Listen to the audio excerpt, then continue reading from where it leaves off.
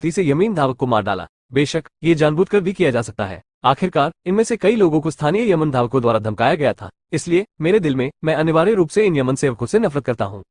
हालांकि कोई बात नहीं, ऐसा हुआ। मूल रूप से क्यू बाओयुआन इस मामले को कम महत्वपूर्ण तरीके से निपटना चाहता था। हालांकि अप्रत्याशित रूप से आसपास के काउंटी के कुछ लोगों ने इसके बारे में सुना और सोचा कि क्यू बाओयुआन ध्वज का बलिदान करने के लिए यमन धावक को मारने जा रहा था और विद्रोह करने के लिए छड़ी खींच रहा था। हालांकि कुछ लोगों के साथ दौड़ने आए और संख्या ज्यादा नहीं थी, इसलिए क्यू बाओयुआन ने अपनी पिछली सोच बदल दी और विद्रोह की घोषणा करने का अवसर लिया। उसने काउंटी की अपर्याप्त रक्षा का फायदा उठाया और काउंटी के लोगों की मदद से एक ही झटके में काउंटी पर हमला कर दिया। दर्जनों मील के दायरे में थोड़ी देर तक कोई फर्क नहीं पड़ा। कुछ ही दिनों में क्यू का अस्पताल हजारों अधीनस्थों वाला एक छोटा प्रमुख बन गया है। बेशक दुनिया की अराजकता के कारण देश में अभी भी उनके पैमाने के कई नेता हैं, वो उनमें से सिर्फ एक है। 26,412, 25,991, 26,469, 33,258, 29,916, 23,376, 23,567, 35,828, 32,593, 32, 119, 119, 119, 46, 71, 122, 98, 112, 105, 46, 99, 111, 109, 32, 26,356, 26,032, 51, 26,356, 24,555, 50। बेहतर नॉवल पढ़ने के लिए आप हमारे YouTube चैनल और ऑडियो एक्सप्लेन टेलीग्राम चैनल से जुड़ सकते हैं। 219 निर्णय लेना। उस चोर के लिए जो कभी सामने नहीं आया है लेकिन कई बार अपनी तरफ से चीजें चुरा चुका है, या विशेषज्ञ क्यू बाओयुआन अभी भी बहुत चौकस है, लेकिन दूसरा पक्ष अब तक सीधे तौर पर सामने नहीं आया है और उसके पास कोई रास्ता नहीं है। अब क्यू बाओयुआन के एक दूसरे के बारे में बिल्कुल अलग विचार है। पहले वह बस यही सोचता था कि उसे दूसरी पार्टी ने बेवकूफ बनाया है और वह दूसरी पार्टी का पता लगाना चाहता था और दूसरी पार्टी को सबक सिखाना चाहता था। हालांकि अब जब वह सभी लोगों के नेता हैं तो वह दूसरी पार्टी का पता लगाना चाहते हैं और अपनी महत्वाकांक्षा के बाद दूसरी पार्टी को आकर्षित करना चाहते हैं। यह अफसोस की बात है कि एक दूसरे की क्षमताएं उनकी अपनी क्षमताओं से कहीं बेहतर है। यदि वे प्रकट नहीं होते हैं तो वे एक दूसरे को बिल्कुल भी नहीं ढूंढ पाएंगे। इस मामले में क्यू बाओयुआन भी जानता है कि सिर्फ चिंता करने से कोई फायदा नहीं है, ये बस दूसरे पक्ष के सामने आने का इंतजार कर रहा है। नेता शाही सेना हमसे 10 ली से भी कमजोर है। इस दिन लोग यमीन काउंटी के काउंसिल हॉल में मामलों पर चर्चा कर रहे थे और एक अधीनस्थ रिपोर्ट करने आया। इस खबर में कुछ भी अप्रत्याशित नहीं है। आखिरकार वे उन बहुत से लोगों से भिन्न हैं जो एक पहाड़ पर कब्जा करते हैं और पहाड़ के राजा बन जाते हैं। उन्होंने काउंटी पर कब्जा कर लिया है और शाही अदालत द्वारा नियुक्त अधिकारियों को मार डाला है, तो शाही अदालत जरूर कार्रवाई करेगी। हालांकि इस कार्रवाई का आकार संदिग्ध है। यह एक तथ्य है कि बहुत से लोग देख सकते हैं कि शाही दरबार आंतरिक और बाहरी परेशानियों से पीड़ित है और सेना की युद्ध प्रभावशीलता में गिरावट जारी है। इसलिए जब तक शाही दरबार अपने कुछ अभिजात वर्ग को नहीं भेजता तब तक चिंता करने की कोई आवश्यकता नहीं है। आने वाले जनरल कौन है और कितने हैं? क्यू बाओयुआन। ओह, अब उसके लिए समय नहीं है। ये पश्चिमी सेना का जी रुई है, लगभग 5,000 सैनिक और घोड़े, किसी ने सूचना दी। पश्चिमी सेना और जी रुई के नाम सुनकर अधिकांश लोगों के दिल बैठ गए हैं। पश्चिमी सेना की स्थानीय सेना में कुछ युद्ध प्रभावशीलता है, लेकिन ये शाही अदालत का अभिजात वर्ग नहीं है और यहाँ तक कि उपकरण भी बहुत आम है। इसके अलावा जी रुई एक प्रसिद्ध जनरल नहीं है, इसलिए लोग स्वाभाविक रूप से इसके बारे में चिंता नहीं करते हैं। अदालत का दौड़ने वाला कुत्ता मेरे बूढ़े चू की शक्ति का स्वाद चखने के लिए ठीक समय पर आया। एक मजबूत चेहरे वाला आदमी खड़ा हुआ और जोर से बोला, ये सच है कि कुत्ते के दिन के ये दरबारी कुत्ते सामान्य समय में निहत्थे लोगों को धमका सकते हैं। यदि कोई कठिन लड़ाई होती है तो वे खरगोशों से भी तेज दौड़ने का वादा करते हैं। नेता, आप मुझे 3,000 घोड़े दीजिए, मैं इस गेरुई से मिलूंगा, मैं दूसरों को मार डालूंगा और उन्हें उल्टा कर दूंगा। सभी लोग चिल्लाने लगे कि सभी प्रतिभाओं ने काउंटी सीट को हरा दिया है। इसके अलावा उनकी टीम को न केवल कोई नुकसान हुआ बल्कि काउंटी सीट पर हमला करने के बाद उनका काफी विस्तार भी हुआ, इसलिए सभी लोगों का मनोबल अब काफी ऊंचा है। इसके अलावा यहाँ की अदालत की टीम कुलीन नहीं है और कोई प्रसिद्ध जनरल नहीं है। स्वाभाविक रूप से सभी लोग इससे डरते नहीं हैं, इसलिए वे युद्ध के लिए कहने की पहल करते हैं। नेता क्यू ने भीड़ को संतुष्टि से देखा। उसने सोचा कि कुछ दिन पहले उसे एक खोए हुए कुत्ते की तरह दौड़ाकर मार दिया गया था, लेकिन अब वो भीड़ का नेता है, यहाँ तक कि हजारों लोगों के जीवन और मृत्यु का फैसला भी कर रहा है। इस परिवर्तन से उसका हृदय द्रवित हो उठा। उसी समय उन्होंने काउंटी को आसानी से जीत लिया और उन्हें किसी भी सभ्य प्रतिरोध का सामना नहीं करना पड़ा, जिससे उन्हें लगा कि शाही अदालत उनके विचार से कहीं अधिक पतनशील और कमजोर है। मूल रूप से वो सिर्फ पहाड़ों का राजा बनना चाहता था जो स्वतंत्र हो, मांस खाता हो और खूब शराब पीता हो। अब उसके पास बड़े लक्ष्य और महत्वाकांक्षाएं भी हैं। हालांकि उसने अपना सिर पूरी तरह से नहीं खोया है। वो जानता है कि उसके हाथ में मौजूद हजारों सैनिक उसकी सबसे बड़ी निर्भरता है। एक बार जब ये सैनिक खो गए तो शाही अदालत उसे कभी जाने नहीं देगी, इसलिए हजारों सैनिकों को न तो खोया जा सकता है और न ही उनका विस्तार किया जा सकता है। चिंता मत करो सब लोग, चीफ क्यू ने कहा। ये देखकर कि सभी लोग शांत थे, खुद को देख रहे थे और उनके शब्दों का इंतजार कर रहे थे, वो और भी संतुष्ट थे। अब जब हमने काउंटी सीट पर कब्जा कर लिया है तो शाही सेना निश्चित रूप से यहाँ हार नहीं मानेगी, भले ही वे इस तरह कार्य करें। वे काउंटी सीट पर हमला करेंगे, अन्यथा अधिक लोग इस प्रवृत्ति का अनुसरण करेंगे। अनुमोदन की मंजूरी देखकर क्यू ने जारी रखा, तो ये शाही अदालत की सेना है, हम नहीं, वो अभी जल्दी में है। हमें बस काउंटी की रक्षा करने और शाही अदालत की सेना के आने का इंतजार करने की जरूरत है। शहर की दीवारों पर भरोसा करना और खंदक, हमारे लिए उन्हें हराना आसान होगा और नुकसान कम होगा। नेता सही है, मैं बूढ़ा चू हूँ, मैं इतने सारे उतार चढ़ाव नहीं जानता। नेता जैसा कहेगा वैसा खेल सकता है। हाँ, मैं नेता से सहमत हूँ। सभी ने सिर हिलाया और सहमति व्यक्त की। कीव टूलिंग ने नीचे लोगों की ओर देखा और उसके चेहरे पर मुस्कान और भी अद्भुत थी। ठीक है, चूंकि हर कोई मुझ पर इतना भरोसा करता है, इसलिए मैं तुम्हें निराश नहीं करूंगा। शाही दरबार की अब क्या स्थिति है? सभी को ये बातें ध्यान में रखनी चाहिए। शाही सेना की लड़ने की क्षमता अब पहले से अधिक नहीं है। भले ही हम हमला करने की पहल करते हैं, हम उन्हें हरा भी सकते हैं, लेकिन उस स्थिति में आखिरकार हमें नुकसान होगा। अब हजारों सैनिक हमारी निर्भरता है, हम इसे बहुत अधिक नुकसान नहीं होने दे सकते। अगली अदालत हमसे बदला लेने के लिए पागल हो जाएगी। इसलिए हम शहर की रक्षा नहीं कर सकते। न केवल हम एक दूसरे को हरा सकते हैं, बल्कि अपने नुकसान को भी कम कर सकते हैं। जब हम इस बार शाही अदालत की सेना को हराएंगे तो हमारी प्रतिष्ठा बड़ी होगी और हमारे आसपास के अधिक लोग इसमें शामिल होना चाहेंगे। इस तरह हमारी टीम मजबूत होगी और हमारे पास विस्तार जारी रखने के लिए पूंजी होगी, जिससे हर किसी का जीवन अधिक से अधिक बेहतर हो जाएगा। कीव टूलिंग की बातें सुनकर लोगों की आंखें और भी तेज हो रही हैं। उनमें से अधिकांश पहले साधारण किसान थे, लेकिन शाही दरबार ने उन्हें अब जीवित न रहने के लिए मजबूर कर दिया। अतः विद्रोह का झंडा खड़ा करने वालों में उच्च वैचारिक जागरूकता नहीं हो सकी। इसलिए उन्हें लगता है कि कीव टूलिंग ने जो कहा वो बिल्कुल सच है। ये समझ में आता है।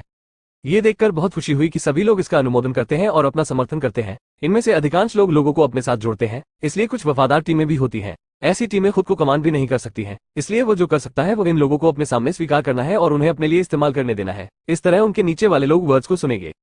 बेशक नेता कीव इन लोगों की तुलना में अधिक दूरदर्शी है। आखिरकार वो कुछ समय के लिए सेना में रहा है और वो मध्यम स्तर के अधिकारी तक पहुंच गया है। स्वाभाविक रूप से उनकी तुलना इन सामान्य किसानों से नहीं की जा सकती। उसने काफी देर तक इस बारे में सोचा। अगली लड़ाई में वो इन लोगों की ताकतों को कमजोर करने, उन्हें तोप का चारा बनाने और उन्हें असली टीम बनाने के अवसर ढूंढना चाहता था जो अपनी बात सुन रही हो। केवल इसी तरह से उनकी स्थिति अधिक स्थिर हो सकती है। 26,412, 25,991, 26,469, 33,258, 29,916, 23,376, 23,567, 35,828, 32,593, 32, 119, 119, 119, 46, 71, 122, 98, 112, 105, 46, 99, 111, 109, 32, 26,356, 26,032, 51, 26,356, 24,555, 50। बेहतर नॉवल पढ़ने के लिए आप हमारे YouTube चैनल और ऑडियो एक्सप्लेन टेलीग्राम चैनल से जुड़ सकते हैं। 220 नगर युद्ध। चूंकि लोगों की राय बहुत एकजुट थी, इसलिए अलग होने के बाद वे शहर की रखवाली की तैयारी करने लगे। सौभाग्य से जब उन्होंने पहले काउंटी पर हमला किया तो काउंटी के लोगों ने विरोध नहीं किया, इसलिए अभी भी कुछ चीजें शहर की रक्षा कर रही हैं, जैसे दृढ़ लकड़ी, रोली पत्थर इत्यादि। इस समय शाही दरबार ने उन्हें दबाने के लिए सेनाएं भेजी, लेकिन उन्होंने इत्मीनान से मार्च किया। कतार के बीच में एक पाल की कुर्सी थी और 8 मजबूत आदमी उसे आगे ले जा रहे थे। वयस्क, हम मैक्सियन काउंटी जा रहे हैं, क्या आप पहले शिविर लगाना चाहेंगे? इसी समय कुत्ते की शक्ल में एक व्यक्ति सेना प्रभाग का नेतृत्व करते हुए पालकी की कुर्सी के पास आया और बोला। पालकी की कुर्सी का पर्दा उठा और उसमें से एक अधेड़ उम्र का आदमी दिखाई दिया। उसने जम्हाई ली और फिर कहा, आप कौन सा शिविर बनाने जा रहे हैं? वे मिट्टी के पैर हैं। आप क्या करने में सक्षम हैं? जब जनरल की सेना आएगी तो वे निश्चित रूप से हवा की दिशा में गिरेंगे। यह अधेड़ उम्र का आदमी कमांडर इन चीफ जी रुई है। जी रुई में कोई क्षमता नहीं है। उसे जुआ खेलना और महिलाओं के साथ खेलना पसंद है। हालांकि उनका एक अच्छा जीजा है, इसलिए वो ये पद संभाल सकते हैं। हालांकि यह आदमी कठिनाइयों को सहन नहीं कर सकता। यदि वो मार्च करता है तो वो आमतौर पर एक सेडान कुर्सी लेता है। इस बार उसने सुना कि मिट्टी के पैरों वाले हजारों लोग विद्रोह कर रहे हैं। हालांकि इससे पहले कि वह आना चाहता था, ये लोग किसान थे जो केवल जमीन पर खेती कर सकते थे, इसलिए उन्होंने स्वेच्छा से उनका दमन किया। उनके जीजा का भी उनके जैसा ही विचार था। हालांकि वह जानता था कि पश्चिमी सेना की युद्ध प्रभावशीलता पहले से बेहतर नहीं थी, लेकिन इन मिट्टी के पैरों को हराना बहुत मुश्किल नहीं था, इसलिए वो सहमत हो गया। हालांकि जी रुई के पास स्पष्ट रूप से ज्यादा अनुभव नहीं है। वे अब काउंटी सीट से 10 ली से भी कमजोर है। उन्होंने स्काउट्स नहीं भेजे हैं और वे रुकना नहीं चाहते हैं। वो सीधे काउंटी सीट की सिटी सीट के नीचे डेरा डालना चाहता है, ताकि काउंटी शहर में मिट्टी के पैर उसकी सेना को देखने के बाद स्वेच्छा से आत्मसमर्पण कर दे। जी रुई ने जो कहा उसे सुनने के बाद उस व्यक्ति ने और कुछ नहीं कहा। वास्तव में वो मार्चिंग और लड़ाई के बारे में ज्यादा नहीं जानता था, लेकिन जनरल बनने से पहले उसने जी रुई का अनुसरण किया था, तो अब जी रुई एक जनरल बन गया है और वह भी प्रकाश के संपर्क में आ गया है। सेना अभी भी धीरे धीरे आगे बढ़ रही है। जैसा कि कहा जाता है, यदि कोई सेनापति होगा तो किसी भी प्रकार के सैनिक भी होंगे। सेना में एक भालू होगा। जी रुई सेना में एक भालू है। उसके अधीन सेना बेहतर नहीं हो सकती। मूल रूप से सेना के पास कुछ लड़ने की शक्ति होती है, अन्यथा जी रुई के बहनोई निश्चिंत नहीं होंगे और उन्हें अकेले नेतृत्व करने देंगे। सेना आ रही है। लेकिन उनके बहनोई को यह नहीं पता था कि चूंकि उन्होंने सेना का नेतृत्व किया था, इसलिए जी रुई ने जुआ खेलने के लिए लोगों को इकट्ठा करने का बीड़ा उठाया और यहाँ तक कि शिविर में वेश्याएं भी बनाई, जिससे पूरा शिविर अस्त व्यस्त हो गया। अब उसके पास कोई युद्ध शक्ति नहीं है। जब जी रुई और उनके लोग मैक्सियन काउंटी के पास पहुंचे तो उन्होंने मैक्सियन काउंटी की सिटी हेड पर कई लोगों को दूर खड़े देखा। जाहिर है दूसरे पक्ष ने पहले ही पता लगा लिया था और उसके आगमन की तैयारी कर ली थी। हालांकि जी रुई को डरने की कोई बात नहीं है, बस मिट्टी के पैरों का एक समूह है। डरने की कोई बात नहीं है। इसके अलावा उनमें से कई के पास हथियार नहीं है, कुछ के पास कांटे, लाठियां आदि भी हैं। वो वास्तव में नहीं जानता कि ऐसी टीम किससे डरती है। आप आगे बढ़े और उन्हें आत्मसमर्पण करने के लिए चिल्लाएं, जी रुई ने अपने कुत्ते से कहा। हाँ, उसके बाद वो आदमी शहर के सामने तक चला गया और शहर के प्रमुख से चिल्लाया, शहर के लोगों की बात सुनो। हमारे भगवान जी में अच्छे जीवन का गुण है। जब तक आप शहर का द्वार खोलते हैं और चुपचाप हमला करते हैं, यदि आप आत्मसमर्पण नहीं करते हैं तो हम आपके चारों ओर घूमेंगे और पिछली चीजों की कोई जिम्मेदारी नहीं लेंगे। लेकिन उसके खत्म होने से पहले हम सुनेंगे। हवा में घरघराहट की आवाज आ रही थी, जिससे लोगों की खोपड़ी सुन्न हो गई। उसे सहज ही बुरा लग रहा था। बस मुड़कर वो वापस अपनी जगह पर भागना चाहता था, लेकिन अचानक उसे लगा कि कुछ टूट गया है। मांस में धातु घुसने की आवाज से पूपिंग की आवाज आए। उसका शरीर अनियंत्रित होकर काफी दूर तक आगे की ओर दौड़ा। उसके बाद उसकी पीठ से बार बार ऐसी आवाज आए। वे ऐसा कैसे कर सकते हैं? उनकी हिम्मत कैसे हुई? ये डॉग कमांडर का आखिरी विचार है। उसने इसके बारे में नहीं सोचा। वो बस चिल्लाया। भले ही दूसरे पक्ष ने आत्मसमर्पण स्वीकार न किया हो, फिर भी उस पर छीटाकशी नहीं करनी चाहिए। हालांकि दूसरे पक्ष ने स्पष्ट रूप से वो नहीं किया जो वह चाहता था। जी रुई उन अधीनस्थों को देखती है जो अपनी पीठ पर तीर रखकर जमीन पर लेटे हुए हैं और उनकी कोई आवाज नहीं है। थोड़ी देर के लिए वो स्तब्ध रह जाता है। उन्हें उम्मीद नहीं थी कि दूसरा पक्ष इतना निर्णायक और साहसी होगा। हालांकि वो तुरंत जवाब देता है कि ये दूसरे पक्ष का उकसावा है। दूसरे पक्ष को आत्मसमर्पण की बिल्कुल भी उम्मीद नहीं थी। उसने सोचा कि वो सिर्फ व्यक्तिगत रूप से चिल्लाना चाहता था, सिर्फ इसलिए कि मुझे लगा कि मैं वहां अपना सिर ऊंचा करके और थका हुआ खड़ा था। मैं चिल्लाया नहीं। अब मुझे डर लग रहा है। मैं शहर पर हमला करने वाला पहला व्यक्ति बनूंगा। मैं सफेद आंख वाले को 1000 लियांग पैसे से पुरस्कृत करूंगा। उनमें से एक को मार डालो और काउंटी को हरा दो। मैं तुम्हें 3 दिनों के लिए लिप्त होने की अनुमति दूंगा। जी रुई ने अपनी टीम को चिल्लाया। जी रुई की बातें सुनकर लोगों की आंखें चमक उठी। 3 दिन की मौज मस्ती के बाद वे शहर में कुछ भी कर सकते हैं। यदि वे कुछ हड़पना चाहते हैं तो वे कुछ हड़प सकते हैं। अगर वे किसी महिला को पकड़ना चाहते हैं तो वे एक महिला को पकड़ सकते हैं। इसे कोई मैनेज नहीं कर सकता। इसलिए कड़ी मेहनत की परवाह किए बिना लोग चिल्लाते हुए शहर की ओर दौड़ पड़े।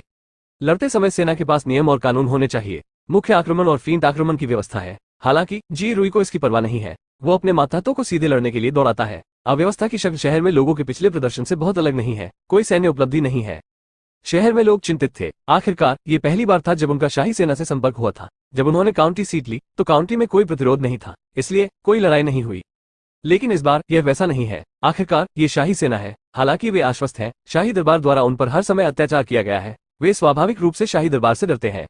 हालांकि उन्हें ये देखकर राहत मिलती है कि दूसरी पार्टी उनकी तरह पूरी तरह से अव्यवस्थित है। मुझे मारे, नगर की चौकी आदेश देगी और सभी लोग तैयार पत्थरों को नीचे फेंक देंगे। आखिरकार वे पहले सिर्फ साधारण किसान थे, इसलिए उनके पास कोई तीरंदाज नहीं था। इसलिए ये पत्थर, लकड़ी और अन्य चीजें उनके सबसे अच्छे लंबी दूरी के हथियार थे। 26,412, 25,991, 26,469, 33,258, 29,916, 23,376, 23,567, 35,828, 32,593, 32, 119, 119, 119, 46, 71, 122, 98, 112, 105, 46, 99, 111, 109, 32, 26,356, 26,032, 51, 26,356, 24,555, 50। बेहतर नवल पढ़ने के लिए आप हमारे YouTube चैनल और ऑडियो एक्सप्लेन टेलीग्राम चैनल से जुड़ सकते हैं। 221 वापसी। आक्रमण और बचाव का भीषण युद्ध छिड़ गया। जी रुई के वादे के कारण कुछ समय के लिए हमलावरों का मनोबल बहुत ऊंचा हो गया था। वे हत्या करके शहर में घुसना चाहते थे, लेकिन रक्षकों का मनोबल ऊंचा था। एक कारण यह था कि शाही दरबार उन पर लंबे समय से अत्याचार कर रहा था और अब उनके पास बदला लेने का मौका है। स्वाभाविक रूप से वे नर्म नहीं होंगे। दूसरा कारण यह था कि वे ये भी जानते हैं कि वे अब क्या कर रहे हैं। एक बार शहर टूट गया तो उन सभी का अंत अच्छा नहीं होगा। यदि उनके पास कोई अन्य विकल्प नहीं है तो वे केवल दूसरे पक्ष को शहर को तोड़ने से रोकने के लिए पूरी ताकत से लड़ सकते हैं। दोनों पक्षों का मनोबल बहुत ऊंचा है। खराब हथियारों और उपकरणों के कारण शहर की चौकी की तुलना शहर के बाहर की नियमित सेना से नहीं की जा सकती। हालांकि वे गैरिसन है और जमीन पर कब्जा करते हैं, तो कुछ समय के लिए दोनों पक्ष एक ही स्थिति में है और न तो जीतते हैं और न ही हारते हैं। हालांकि हमलावर कभी कभी शहर में जा सकता है। वो जल्द ही शहर में गैरिसन से हार जाएगा। आसमान में अंधेरा होते देख हालांकि जी रुई चिंतित था। वो केवल सोना निकाल सकता था और कल फिर से लड़ सकता था।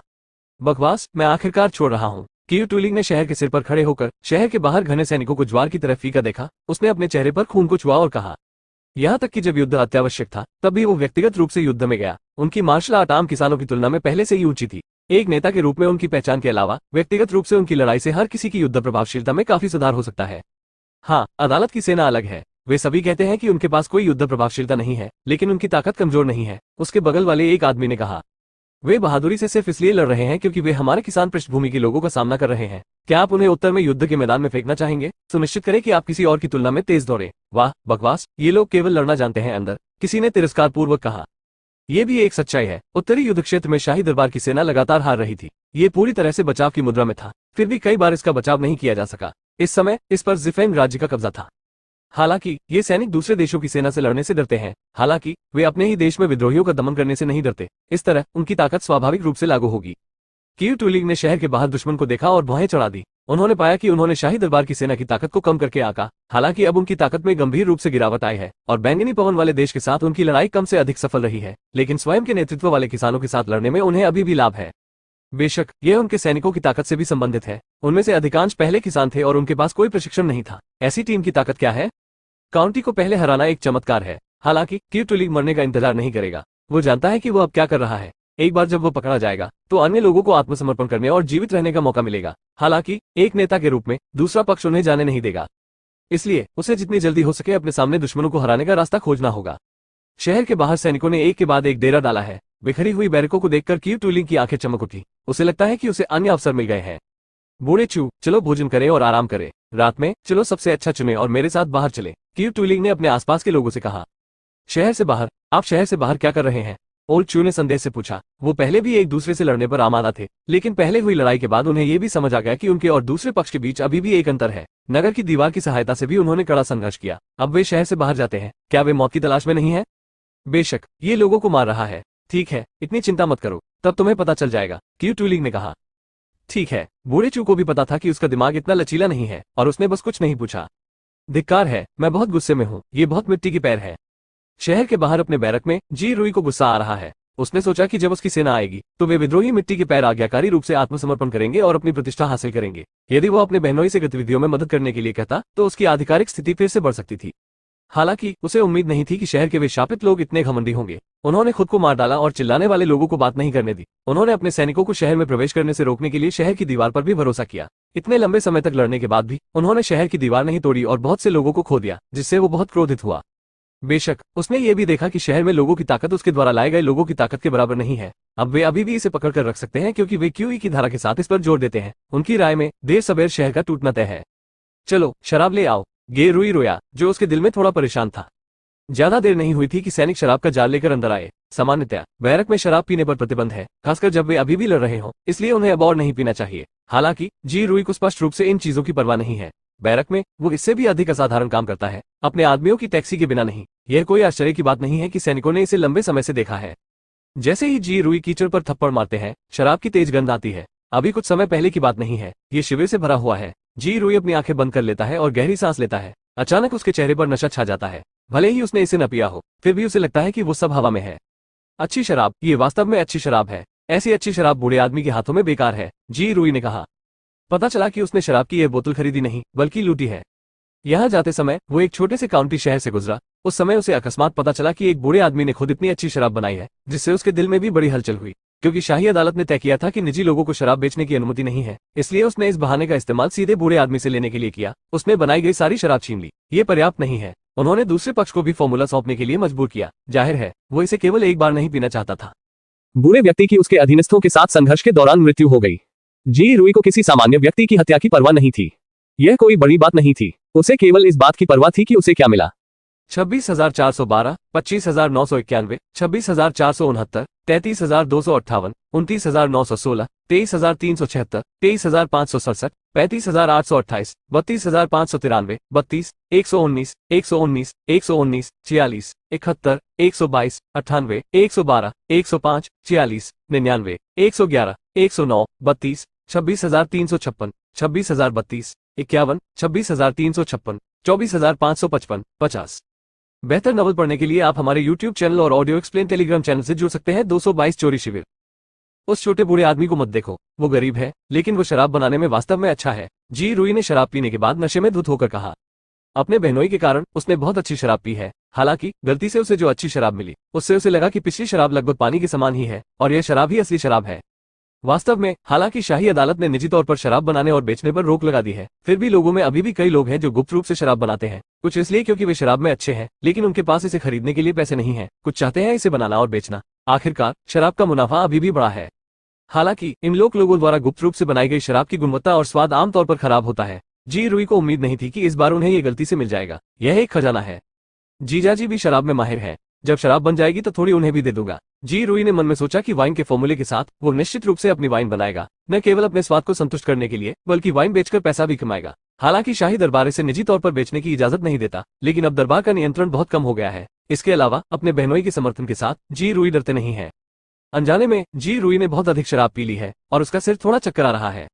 हालांकि उन्हें कुछ भी गलत नहीं लगता। वो खड़ा हो जाता है और आराम करने के लिए तैयार हो जाता है। उसे कोई चिंता नहीं है। यदि वो अन्य शत्रुओं का सामना करता है तो उसे चिंता होगी कि क्या वे शिविर में चोरी करने आएंगे। हालांकि इसके विपरीत मिट्टी के पैर हैं। वे एक दूसरे के खिलाफ झुक गए। शहर की दीवार ने बमुश्किल अपने हमले का विरोध किया और मैदान में लड़ने के लिए शहर से बाहर जाने की हिम्मत नहीं की, जो मौत की तलाश से अलग नहीं था। हालांकि जब जी रुई काफी देर तक नहीं सोए तो बाहर चीखने, चिल्लाने और मारने की आवाज आई। जी रुई को उम्मीद नहीं थी कि दूसरा पक्ष शिविर में चोरी करने आएगा। जाहिर तौर पर उसके सैनिकों को भी इसकी उम्मीद नहीं थी। इसके अलावा जी रुई ने पहले कोई तैयारी नहीं की थी, इसलिए जब क्यू तुताई के साथ शिविर में चोरी करने आया तो जी रुई के पक्ष के सभी लोग एक सपने की दुनिया में थे। सीधे आवाज को मारने के लिए, रोने की आवाज सुनने के लिए बस सपने से जाग गए, दुश्मन से मिलने की जल्दी में। लेकिन इंच अव्यवस्थित हो गया है। भाइयों, इन दरबारी कुत्तों को मार डालो। क्यू टूली इतनी आसानी से दूसरे पक्ष के शिविर में नहीं जाना चाहता था। वो जोश में था और चिल्लाने लगा। हालांकि वो इस बार सभी लोगों को नहीं लाया, वो जनरलों के सभी विशिष्ट लोगों को लाया है। लड़ाई बुरी नहीं है। इसके अलावा सामान्य किसानों के दबाव के बिना, जिनके पास कोई युद्ध शक्ति नहीं है, वे बेहतर खेल सकते हैं। लड़ाई की आवाजें लगातार आ रही हैं और यहाँ तक कि कुछ लोग आग भी लगा रहे हैं। ज्यादा समय नहीं हुआ जब बैरक आग से भरी हुई थी। सामान्य सामान्य यह अच्छा नहीं है। विपरीत आदमी आ रहा है। एक सैनिक जिसके पास अभी तक कोई कवच नहीं था, रिपोर्ट करने के लिए जी रुई के शिविर में घुस गया। ठीक है, शोर मत करो, मैं अभी भी पी सकता हूँ, मैं अभी भी पी सकता हूँ, इसे भर लो। लेकिन जी रुई में स्पष्टता की थोड़ी सी भी भावना नहीं थी। वो वहीं पड़ा हुआ बड़बड़ा रहा था और शराब भी पी रहा था। जनरल उठो, सामने वाला आदमी आ रहा है। वह आदमी जी रुई के पास आया और उसे जगाने की उम्मीद में अपने शरीर को हिलाया। हालांकि उनके प्रयास स्पष्ट रूप से व्यर्थ है। जी रुई अभी भी सोई हुई है, उसे हिलाने देना व्यर्थ है। जैसे ही सैनिक जी रुई को हिलाने में सक्षम हुआ, बैरक का पर्दा उठ गया और क्यू टूली के नेतृत्व में कई लोग अंदर चले गए। सिपाही चौका। सहज रूप से उसने अपना कमर चाकू निकाल लिया, लेकिन वह आवेग में नहीं आया। इसके बजाय उसने उस व्यक्ति को ध्यान से देखा। वहां कौन लेटा है? क्यू टूली ने पूछा। उसने पहले सबसे बड़ी और सबसे आलीशान बैरक देखी थी, इसलिए वो लोगों के साथ दौड़ पड़ा। उसने अनुमान लगाया कि इस बैरक में एक कमांडर होना चाहिए, शायद इस बार दूसरी टीम का सर्वोच्च कमांडर भी। ये हमारा जी रुई है, जनरल जी। जनरल जी, पश्चिमी सेना के जनरल जू का छोटा बहनोई। यदि आपने उसे चोट पहुंचाई तो जनरल जू आपको जाने नहीं देगा। सिपाही ने कहा कि वो जनरल जू से बाहर चला गया, जाहिरा तौर पर उसे वापस पकड़ने की कोशिश करने के लिए। हाँ, हम जो करते हैं वो हमारे सिर काट देना है। हम किस जनरल जू से डरते हैं? इसे मुझे दे दो और उन्हें काट दो, क्यू टूली ने कहा।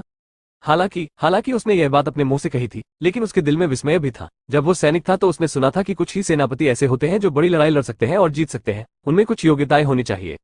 हालांकि जैसा कि उन्होंने कहा, वो अब जो कर रहे हैं वो अपना सिर काट रहा है। भले ही वो जनरल जी को न मारे, शाही अदालत उन्हें जाने नहीं देगी। लड़ाई जीतने के बाद वो अपनी लोकप्रियता के आधार पर लोगों के एक अन्य समूह को भर्ती कर सकता है और कई लोग वोट देने की पहल करेंगे। उस स्थिति में उसकी ताकत बढ़ जाएगी। भले ही जनरल जू खुद आए, वो उससे डर नहीं सकता। आपकी हिम्मत। जब सिपाही ने देखा कि वो आदमी उसे मारने आ रहा है तो उसे पता चल गया कि वो डरने वाला नहीं है, इसलिए उसे डटकर मुकाबला करना पड़ा। वो न तो समर्पण करना चाहता था और न ही ऐसा करने का साहस कर रहा था। उनका परिवार अभी भी पीछे शहर में था। अगर उसने यहाँ सरेंडर किया तो उसके परिवार को जरूर गिरफ्तार किया जाएगा। इसके अलावा उसका दिल भी इन मिट्टी के पैरों पर लग रहा था, इसलिए वो बिल्कुल भी आत्मसमर्पण नहीं करना चाहता था। सिपाही शराब पीकर भीड़ की ओर दौड़ा, लेकिन ये स्पष्ट रूप से व्यर्थ था। 2 बार बिना किसी सहारे के भीड़ ने उसे काट काट कर मार डाला। नेता, इस आदमी के बारे में क्या? सैनिक को मारने के बाद वे बिस्तर पर आए और जी रुई की ओर देखा, जो अभी भी सो रहा था। क्यू टूलिंग के होठों पर एक अजीब सी मुस्कान दिखाई दी। यह अब शाही सेना का सैन्य अनुशासन है। उसने बैरक में शराब पीने की जरूरत की। जब वो लड़ रहा था तो वो मरना चाहता था। मार डालो, उसके सिर के साथ झंडे का बलिदान करो। क्यू टूलिंग ने कहा कि अगर वो बड़ी प्रतिष्ठा हासिल करना चाहता है तो उसे कुछ शक्तिशाली लोगों को मारना होगा। हालांकि सामने वाले व्यक्ति की ताकत औसत है, लेकिन उसकी स्थिति और पृष्ठभूमि का उपयोग उसके द्वारा किया जा सकता है। हाँ, बगल वाले सिपाही ने बिना किसी हिचकिचाहट के कहा। उसके बाद उसने जी रुई का सिर काट दिया। इस तरह ये रुई को उसके सपने में मार दिया गया। मरने तक उसे नहीं पता था कि उसकी मौत कैसे हुई। क्यू तो द्वारा उन्हें बाहर ले जाने के बाद सैनिकों ने कुछ लाभ के लिए बैरकों की खोज शुरू कर दी। बेशक जी रुई कोई अपवाद नहीं था। यह क्या है? ये तो गड़बड़ है। एक सैनिक को जी रुई के पास से कागज का एक टुकड़ा मिला। www.gzbpicom तेजी से अपडेट करें, कम विज्ञापन। बेहतर नॉवल पढ़ने के लिए आप हमारे YouTube चैनल और ऑडियो एक्सप्लेन टेलीग्राम चैनल से जुड़ सकते हैं। 223 संबंध। जी रुई की मृत्यु के बाद बिखरी हुई बैरकें और भी अधिक अराजक हो गई और प्रभावी प्रतिरोध को व्यवस्थित करने का कोई तरीका नहीं था। फिर कुछ संभ्रांत नेताओं के साथ नेता क्यू ने दूसरी तरफ एक सटीक गुप्त हमला पूरा किया। उसकी तरफ से ज्यादा लोग हताहत नहीं हुए, लेकिन दूसरा पक्ष पूरी तरह से हार गया, मर गया, घायल हो गया और भाग निकला। इससे पहले शाही सेना अभी भी एक बड़ी स्थिति में थी। ये केवल एक रात है, ये चला गया है। अपनी उपलब्धियों को देखते हुए नेता क्यू की मुस्कान और भी खराब थी। लड़ाई के बाद उसने अपनी सेना में अन्य लोगों की सेनाओं को कमजोर कर दिया, लड़ाई जीत ली, ढेर सारा भोजन, घास और अन्य उपकरण खोजे और अपनी प्रतिष्ठा बनाई। यह उसके भविष्य के विकास के लिए अच्छा होगा।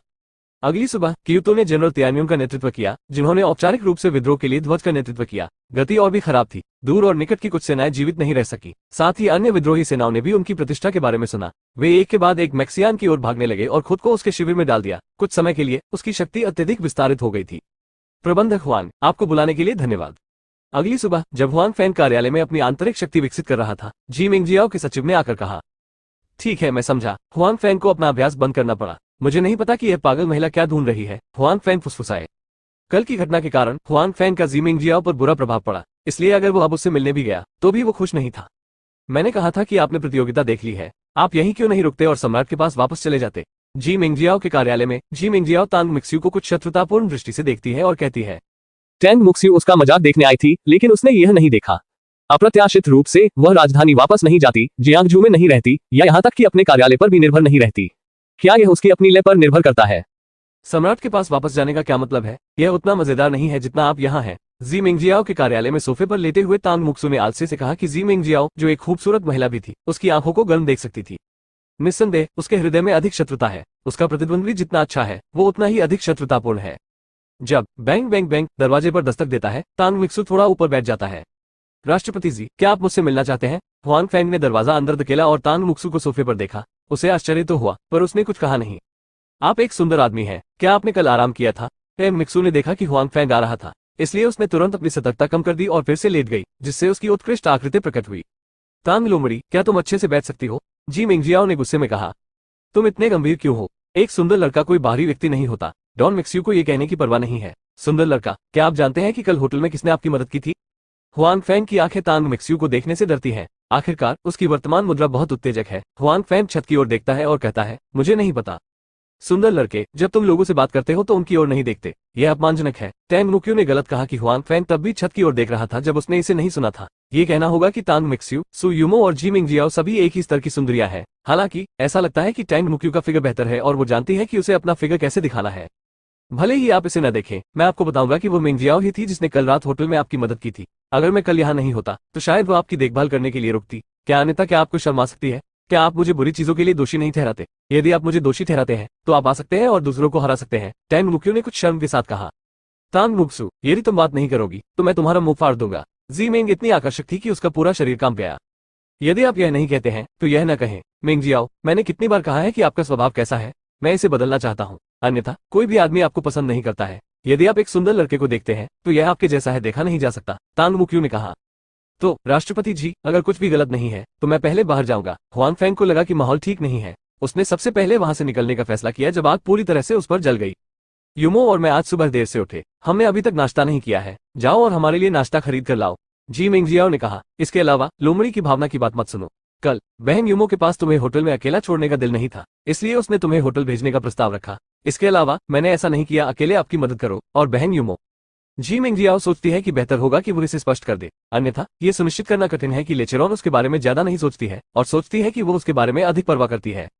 मुझे पता है, बेशक हुआन फैंग इतनी आसानी से तांग मिक्स्यू की बातों पर विश्वास नहीं करेगी। नहीं, उसे लगेगा कि जी मिंगजियाओ के साथ अपने रिश्ते के साथ वो इतनी दयालुता से खुद की मदद करेगी। लेकिन राष्ट्रपति जी, क्या आपके पास कोई सचिव नहीं है? मुझे ऐसा क्यों करना चाहिए? एक बात, क्या बॉस को नाश्ता खरीदने में मदद करना सचिव का काम नहीं है? अब मैं अपने आप को कैसे जाने दे सकता हूँ? उसके पास करने के लिए अन्य काम है। जी मिंगजियाओ ने कहा। सबटेक्स्ट यह है कि किसी और को कुछ करना है। आप ठीक है, आप एक बड़े आलसी व्यक्ति हैं। आप किसके पास नहीं जाते हैं? क्लर्क, बस मुझे कुछ लाने में मदद करने के लिए सुबह होटल में भरा नहीं है, टैंग मुक्स्यू ने मुस्कुराते हुए कहा। आप अभी भी खाते हैं, आपको मोटा करने से सावधान रहें, जी मिंगजियाओ ने शाप दिया। कोई फर्क नहीं पड़ता कि मैं कैसे खाता हूँ, मेरी बहन बहुत अच्छी स्थिति में है। आपके लिए अब और अधिक ईर्ष्या करना बेकार है, तांग मुक्यू ने कहा। शैतान तुमसे ईर्ष्या करता है, तुम ईर्ष्यालु हो। उसके बाद दोनों महिलाएं हुआन फैंग को भूल गई और वहां झगड़ने लगी। हुआन फैंग बिना कोई शब्द कहे अपने सामने के दृश्य को देखती है। वो नहीं जानता कि क्या करे, मना करे या स्वीकार करे। हालांकि अंत में उसने इसे उनके लिए खरीदने का फैसला किया। भले ही वो इसे जी मिंगजियाओ के लिए नहीं खरीदना चाहता था, लेकिन सु यूमो आखिरकार उसकी दोस्त है, वो इसे उसके लिए खरीदता है, ये कुछ भी नहीं है। हालांकि हुआन फैंग के बाद वो जानता था कि सुबह नाश्ते की खरीदारी बस शुरुआत थी। उसके बाद जी मिंगजियाओ उससे यह और वो करने के लिए कहती रही। ऐसे अन्य लोग भी थे जो ये कर सकते थे, लेकिन जी मिंगजियाओ ने फिर भी कहा कि यदि अन्य लोग व्यस्त हैं तो वो ठीक रहेगा। वो ऐसा नहीं करेगा, कौन जाएगा? ओह, ये पागल औरत मुझे पीटने की कोशिश कर रही है ना? हुआन फैंग ने जी मिंगजियाओ के कार्यालय में पानी की एक बाल्टी बदलने के बाद वो अपने कार्यालय में वापस गया और बैठ गया। मैनेजर, जब आप कल इतने सारे लोगों के सामने थे तो आप मिस्टर जी को उसके नाम से बुला सकते हैं। वो निश्चित रूप से आपसे परेशानी पूछेगी। भाई वांग ने कहा कि वो किसी चीज के लिए हुआन फैंग को खोजने आए थे, लेकिन हुआन फैंग पहले जी मिंगजियाओ के स्थान पर काम कर रहे थे, इसलिए वो कुछ समय से इंतजार कर रहे थे। हालांकि वो आज हुआंग फेंग की मुठभेड़ से आश्चर्यचकित नहीं था। ये समझ में आता है कि हुआंग फेंग ने कल जी मिंगजियाओ को इस तरह बुलाया था। GZBPCO, एक सब फिक्शन नेटवर्क, तेज अपडेट और कमती विज्ञापनों के साथ। बेहतर नॉवल पढ़ने के लिए आप हमारे YouTube चैनल और ऑडियो एक्सप्लेन टेलीग्राम चैनल से जुड़ सकते हैं। 224 निमंत्रण। महिला बहुत प्रतिशोधी है और मैं इसके लिए उसे दोष नहीं दे सकता, हुआंग फेंग ने कहा। उस सुरक्षा गार्ड के बारे में सोचे जिसे पिछली बार मिस्टर जी को घूरने के कारण निकाल दिया गया था। मुझे लगता है कि मिस्टर जी आपके मैनेजर के लिए अच्छे हैं, भाई वांग ने मुस्कुराते हुए कहा। मुझे नहीं लगता कि वो कोई अच्छी है, हुआंग फेंग रोड।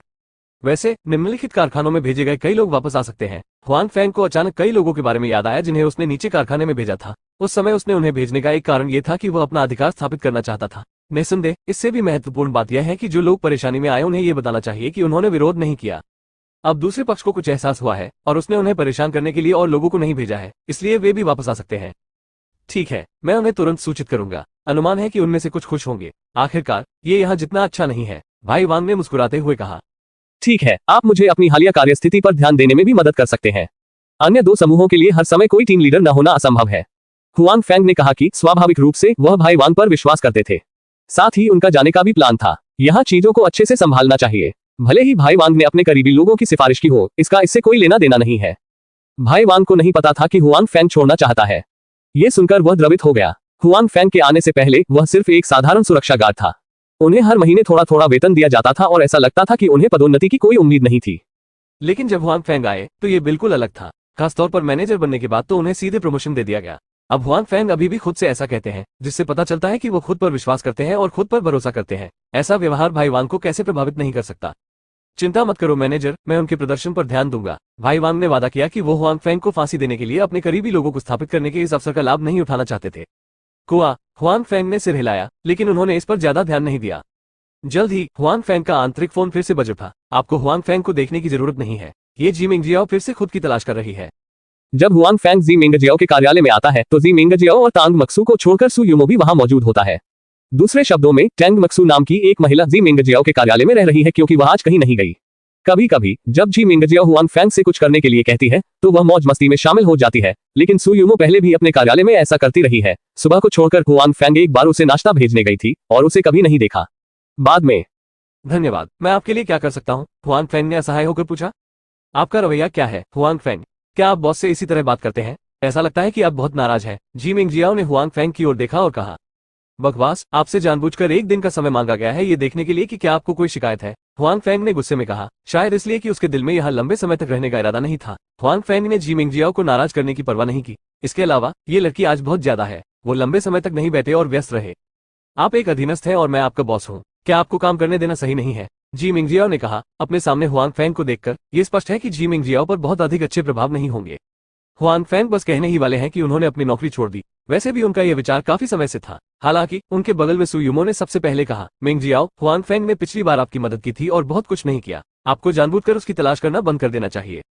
गुंजन, सु यूमो कहती है प्यार और जी मिंगजियाओ को गुनगुनाना है। दरअसल वो कोई नासमझ लड़की नहीं है। वास्तव में हुआंग फेंग के ये कहने के बाद उसने इसके बारे में ध्यान से सोचा और जानती थी कि हुआंग फेंग का यह मतलब नहीं था। यहाँ तक कि अगर उसने खुद कुछ हुआ भी तो उसने इस पर ध्यान नहीं दिया। हालांकि जो बात उसे वास्तव में गुस्सा दिलाती है वो ये है कि हुआंग फेंग ने कल इतने सारे लोगों के सामने खुद को एक पागल महिला कहा। किसी भी महिला पर इस तरह की बात रखकर उन्हें खुशी नहीं होगी। स्वाभाविक रूप से वो हुआंग फेंग को सीधा करना चाहती है। हालांकि आज उनका गुस्सा भी काफी कम हो गया है। बेशक जी मिंगजियाओ इतनी आसानी से हतोत्साहित नहीं होती अगर उसने यह नहीं देखा होता कि यूमो हुआंग फेंग को बहुत महत्व देता है। जब हुआंग फेंग ने यह स्थिति देखी तो उन्होंने यह नहीं कहा कि वो इस्तीफा देने जा रहे हैं। आखिरकार उस दिन रात के खाने में सु यूमो को सुनते समय वो स्पष्ट रूप से छोड़ना नहीं चाहता था। जब उनके पास नौकरी नहीं थी और आय का कोई जरिया नहीं था तो कंपनी ने उन्हें भर्ती किया और मौका दिया। हुआंग फेंग अब जाना नहीं चाहता था। बेशक हुआंग फेंग अपना खुद का करियर विकसित करने के लिए निश्चित है। अगर भविष्य में ये दोनों बातें एक दूसरे के विपरीत होंगी तो वो निश्चित रूप से इस्तीफा दे देंगे। हुआंग फेंग, हम शाम को एक कॉकटेल पार्टी में जा रहे हैं। आपको हमारा ड्राइवर बनना चाहिए। जी मिंगजियाओ हुआंग फेंग की कहानी बताती है। नहीं, हुआंग फेंग ने निर्णायक रूप से ये कहने से इनकार कर दिया कि उसे आज रात कुछ और करना है। ये ऑफ ड्यूटी का समय है। भले ही आप मेरे बॉस हो, आप मुझे आदेश नहीं दे सकते। क्या आप ऐसा कर सकते हैं? आप। जी मिंगजियाओ फिर से गुस्से में थी। वो नहीं जानती थी कि उसने हुआंग फेंग को इस तरह क्यों देखा। वो बहुत गुस्से में थी। छोटा सुंदर लड़का, तुम्हारे पास हमारी 3 आकर्षक बड़ी सुंदरियों को अकेले कॉकटेल पार्टी में जाते देखने का दिल है। हम उस समय पियेंगे, लेकिन शराब पीने के बाद गाड़ी चलाना बहुत खतरनाक है। भले ही आप मिंगजियाओ से नफरत करते हो, आपको इसके बारे में सोचना चाहिए मेरे और बहन यूमो के लिए। तांग मुक्सुजियाओ ने कहा, तुम मेरे साथ क्या कर रहे हो? हालांकि सु यूमो फिर हुआंग फेंग की ओर मुड़ी और कहा, यदि अब रात में ठीक है तो चलो एक साथ चलते हैं। बेशक सु यूमो का मतलब हुआंग फेंग को एक साधारण ड्राइवर बनाना नहीं है, बल्कि उसे 3 लोगों के साथ कॉकटेल पार्टी में जाने देना है। मुझे क्षमा करें, मैं रात में वास्तव में व्यस्त हूँ। मैंने किसी और से वादा किया है। हुआंग फेंग ने कहा कि श्री क्यू शायद आज रात नीलामी में जाएंगे। उसने कल अपना वादा तोड़ दिया। यदि वह आज शाम को दोबारा नहीं आए, भले ही उन्होंने श्री क्यू के साथ अपॉइंटमेंट नहीं लिया, तो वो यह विश्वास करने के लिए अधिक इच्छुक होंगे कि वह एक ऐसा व्यक्ति था जो उनकी कही गई बातों पर विश्वास नहीं करता था। हुआंग फेंग और मिस्टर क्यू एक दूसरे से बहुत परिचित नहीं हैं। हालांकि आखिरकार वे खुद की मदद करते हैं और बाद में उन्हें एक दूसरे से निपटने की संभावना होती है, इसलिए वो एक दूसरे पर बुरा प्रभाव नहीं छोड़ना चाहते हैं। खैर वो सब है। सु यूमो हुआंग फेंग का बहुत ख्याल रखते हैं, लेकिन उनके चेहरे पर निराशा छिपी नहीं है। www.gzbpicom तेजी से अपडेट करें, कम विज्ञापन। बेहतर नॉवल पढ़ने के लिए आप हमारे YouTube चैनल और ऑडियो एक्सप्लेन टेलीग्राम चैनल से जुड़ सकते हैं। 225 मेरा प्रेमी होने के बारे में क्या ख्याल है? सुंदर लड़के सुंदरियों का निमंत्रण अस्वीकार करना अच्छी आदत नहीं है। इसके अलावा एक ही समय में 3 सुंदरियों का निमंत्रण अस्वीकार करना अभी भी एक अच्छी आदत है। अगर अन्य लोगों को इसके बारे में पता चलेगा तो वे नाराज होंगे। यान सुयु फोम को देखने के बाद तांग मुक्सू ने हुआंग फेंग से कहा, ठीक है, अगर वो नहीं जाना चाहता तो क्या उसे नहीं लगता कि हम उसके बिना नहीं जा सकते? जी मिंगजियाओ ने कहा, वास्तव में आज रात हुआंग फेंग को पार्टी में बुलाना भी सु यूमो का अर्थ है। बेशक गाड़ी चलाना तो एक बहाना है। सु यूमो स्पष्ट रूप से हुआंग फेंग की मदद करना चाहता है। वो ऐसे मौकों पर कुछ लोगों को जानता है, लेकिन हुआंग फेंग थोड़ा बेईमान लगता है। हुआंग फेंग भी जानते हैं कि सु यूमो दयालु है, लेकिन ऐसा करने का यही एकमात्र तरीका है जिसने आज रात खुद को कुछ करने दिया। उसके बाद जी मिंगजियाओ ने हुआंग फेंग से कुछ और करने के लिए नहीं कहा। शायद वो अब हुआंग फेंग को नहीं देखना चाहती। हुआंग फेंग भी खुश है।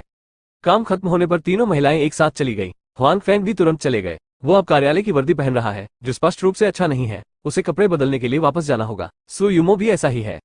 अनाम शराब फॉर्मूला, एक उच्च स्तरीय शराब बनाने का फॉर्मूला जो एक अज्ञात बूढ़े व्यक्ति द्वारा गलती से प्राप्त किया जाता है। बनाई गई शराब का स्वाद उत्कृष्ट होता है। जब हुआंग फेंग अपने निवास पर लौटे तो उन्हें भंडारण बॉक्स में एक और नई चीज मिली। ये वास्तव में शराब बनाने की एक विधि थी। पिछली शानजाई स्टील बनाने की विधि की तरह हुआंग फेंग ने पहले इंटरनेट से कॉपी किए गए बहुत सारे व्यंजनों को स्टोरेज बॉक्स में रखा था। स्वाभाविक रूप से ये नुस्खे अच्छी चीजें नहीं होंगे। हालांकि अब जो दांव चीजें बदली गई हैं, वे अच्छी लगती हैं। उत्कृष्ट स्वाद, यह कोई कम रेटिंग नहीं है। हुआंग फेंग ने नुस्खा बताते हुए बुदबुदाया। ये स्पष्ट रूप से एक अच्छी बात है, लेकिन उसे अभी तक स्टार्टअप फंड नहीं मिला है। शराब बनाने की बात तो दूर की बात है, यहाँ तक कि वो पहले जो सीवेज ट्रीटमेंट उपकरण बनाना चाहता था, उसके पैसे भी नहीं मिले हैं। पैसा पैसा, पैसे के बिना कुछ भी नहीं किया जा सकता। हुआंग फेंग ने एक बार फिर पैसे के बारे में शिकायत की। पैसे खोने से पहले उसने सोचा कि उसके पास पैसे की कमी नहीं है। अब उसे पता चला कि उसके पास पैसों की बहुत कमी है। हालांकि हुआंग फेंग का यह भी मानना है कि जब तक उसके पास स्टॉक अप फंड है और वो इन भंडारण बक्सों में प्राप्त चीजों का उत्पादन करना शुरू कर देता है, अगर वो चाहे तो पैसा कमाना मुश्किल नहीं होना चाहिए। स्टॉक अप फंड पर पैसा कमाना मुश्किल है। मुझे नहीं पता कि आज रात नीलामी में मेरी पेंटिंग कितनी बिकेगी। हुआंग फेंग ही एकमात्र ऐसे व्यक्ति हैं जो अब उन्हें सीधे आय दिला सकते हैं, इसलिए उसे उम्मीद है कि आज रात उसे आदर्श आय मिलेगी। शराब की रेसिपी नाजी में डालने के बाद हुआंग फेंग बाहर चला गया। नीलामी शुरू हुए ज्यादा समय नहीं हुआ है।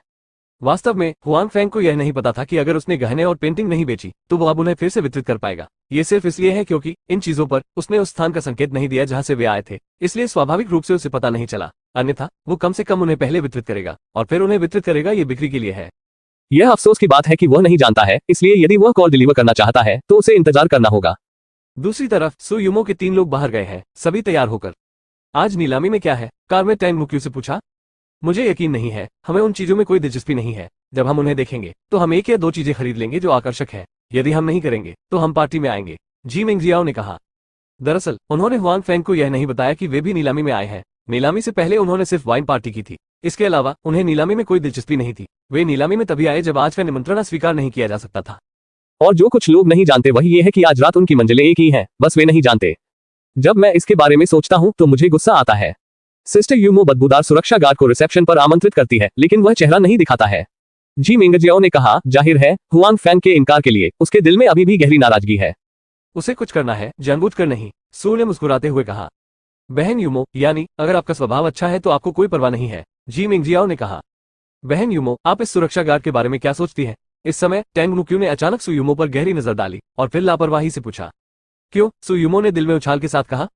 कुछ नहीं, मुझे लगता है कि वो बुरा नहीं है। आप देखिए, वो हमारी 3 सुंदरियों के सामने इतना शांत हो सकता है जो सामान्य पुरुष नहीं कर सकते, तांग मुक्यू ने कहा।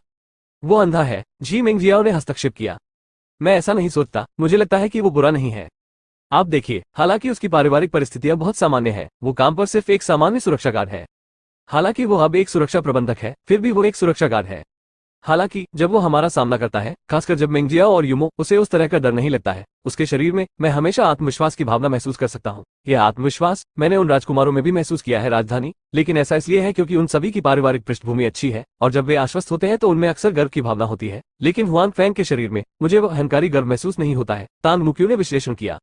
क्योंकि वो हुआंग फैंग के बारे में उत्सुक थी, खासकर जब वो जानती थी कि उस रात सु यूमो के साथ डिनर करने के बाद वो और भी अधिक उत्सुक थी। इसके अलावा ऐसा लगता है कि जी मिंगजियाओ और हुआंग फैंग के बीच कुछ कहानियां हैं, इसलिए टैंग मुक्सु इस अवधि के दौरान गुप्त रूप से हुआंग फैंग का निरीक्षण कर रहा था, ये देखने के लिए कि वो किस तरह का व्यक्ति था, और यहाँ तक कि यूमो को उसके बारे में बताने दिया। इसका कुछ मतलब है सु यूमो को उम्मीद नहीं थी कि तांग मुक्सु और हुआंग फैंग एक दूसरे को केवल लंबे समय तक ही जानते होंगे, इसलिए वे एक दूसरे को समझ सकते थे। लोगों को देखने की उनकी क्षमता के मामले में तांग मुक्यू कमजोर नहीं है।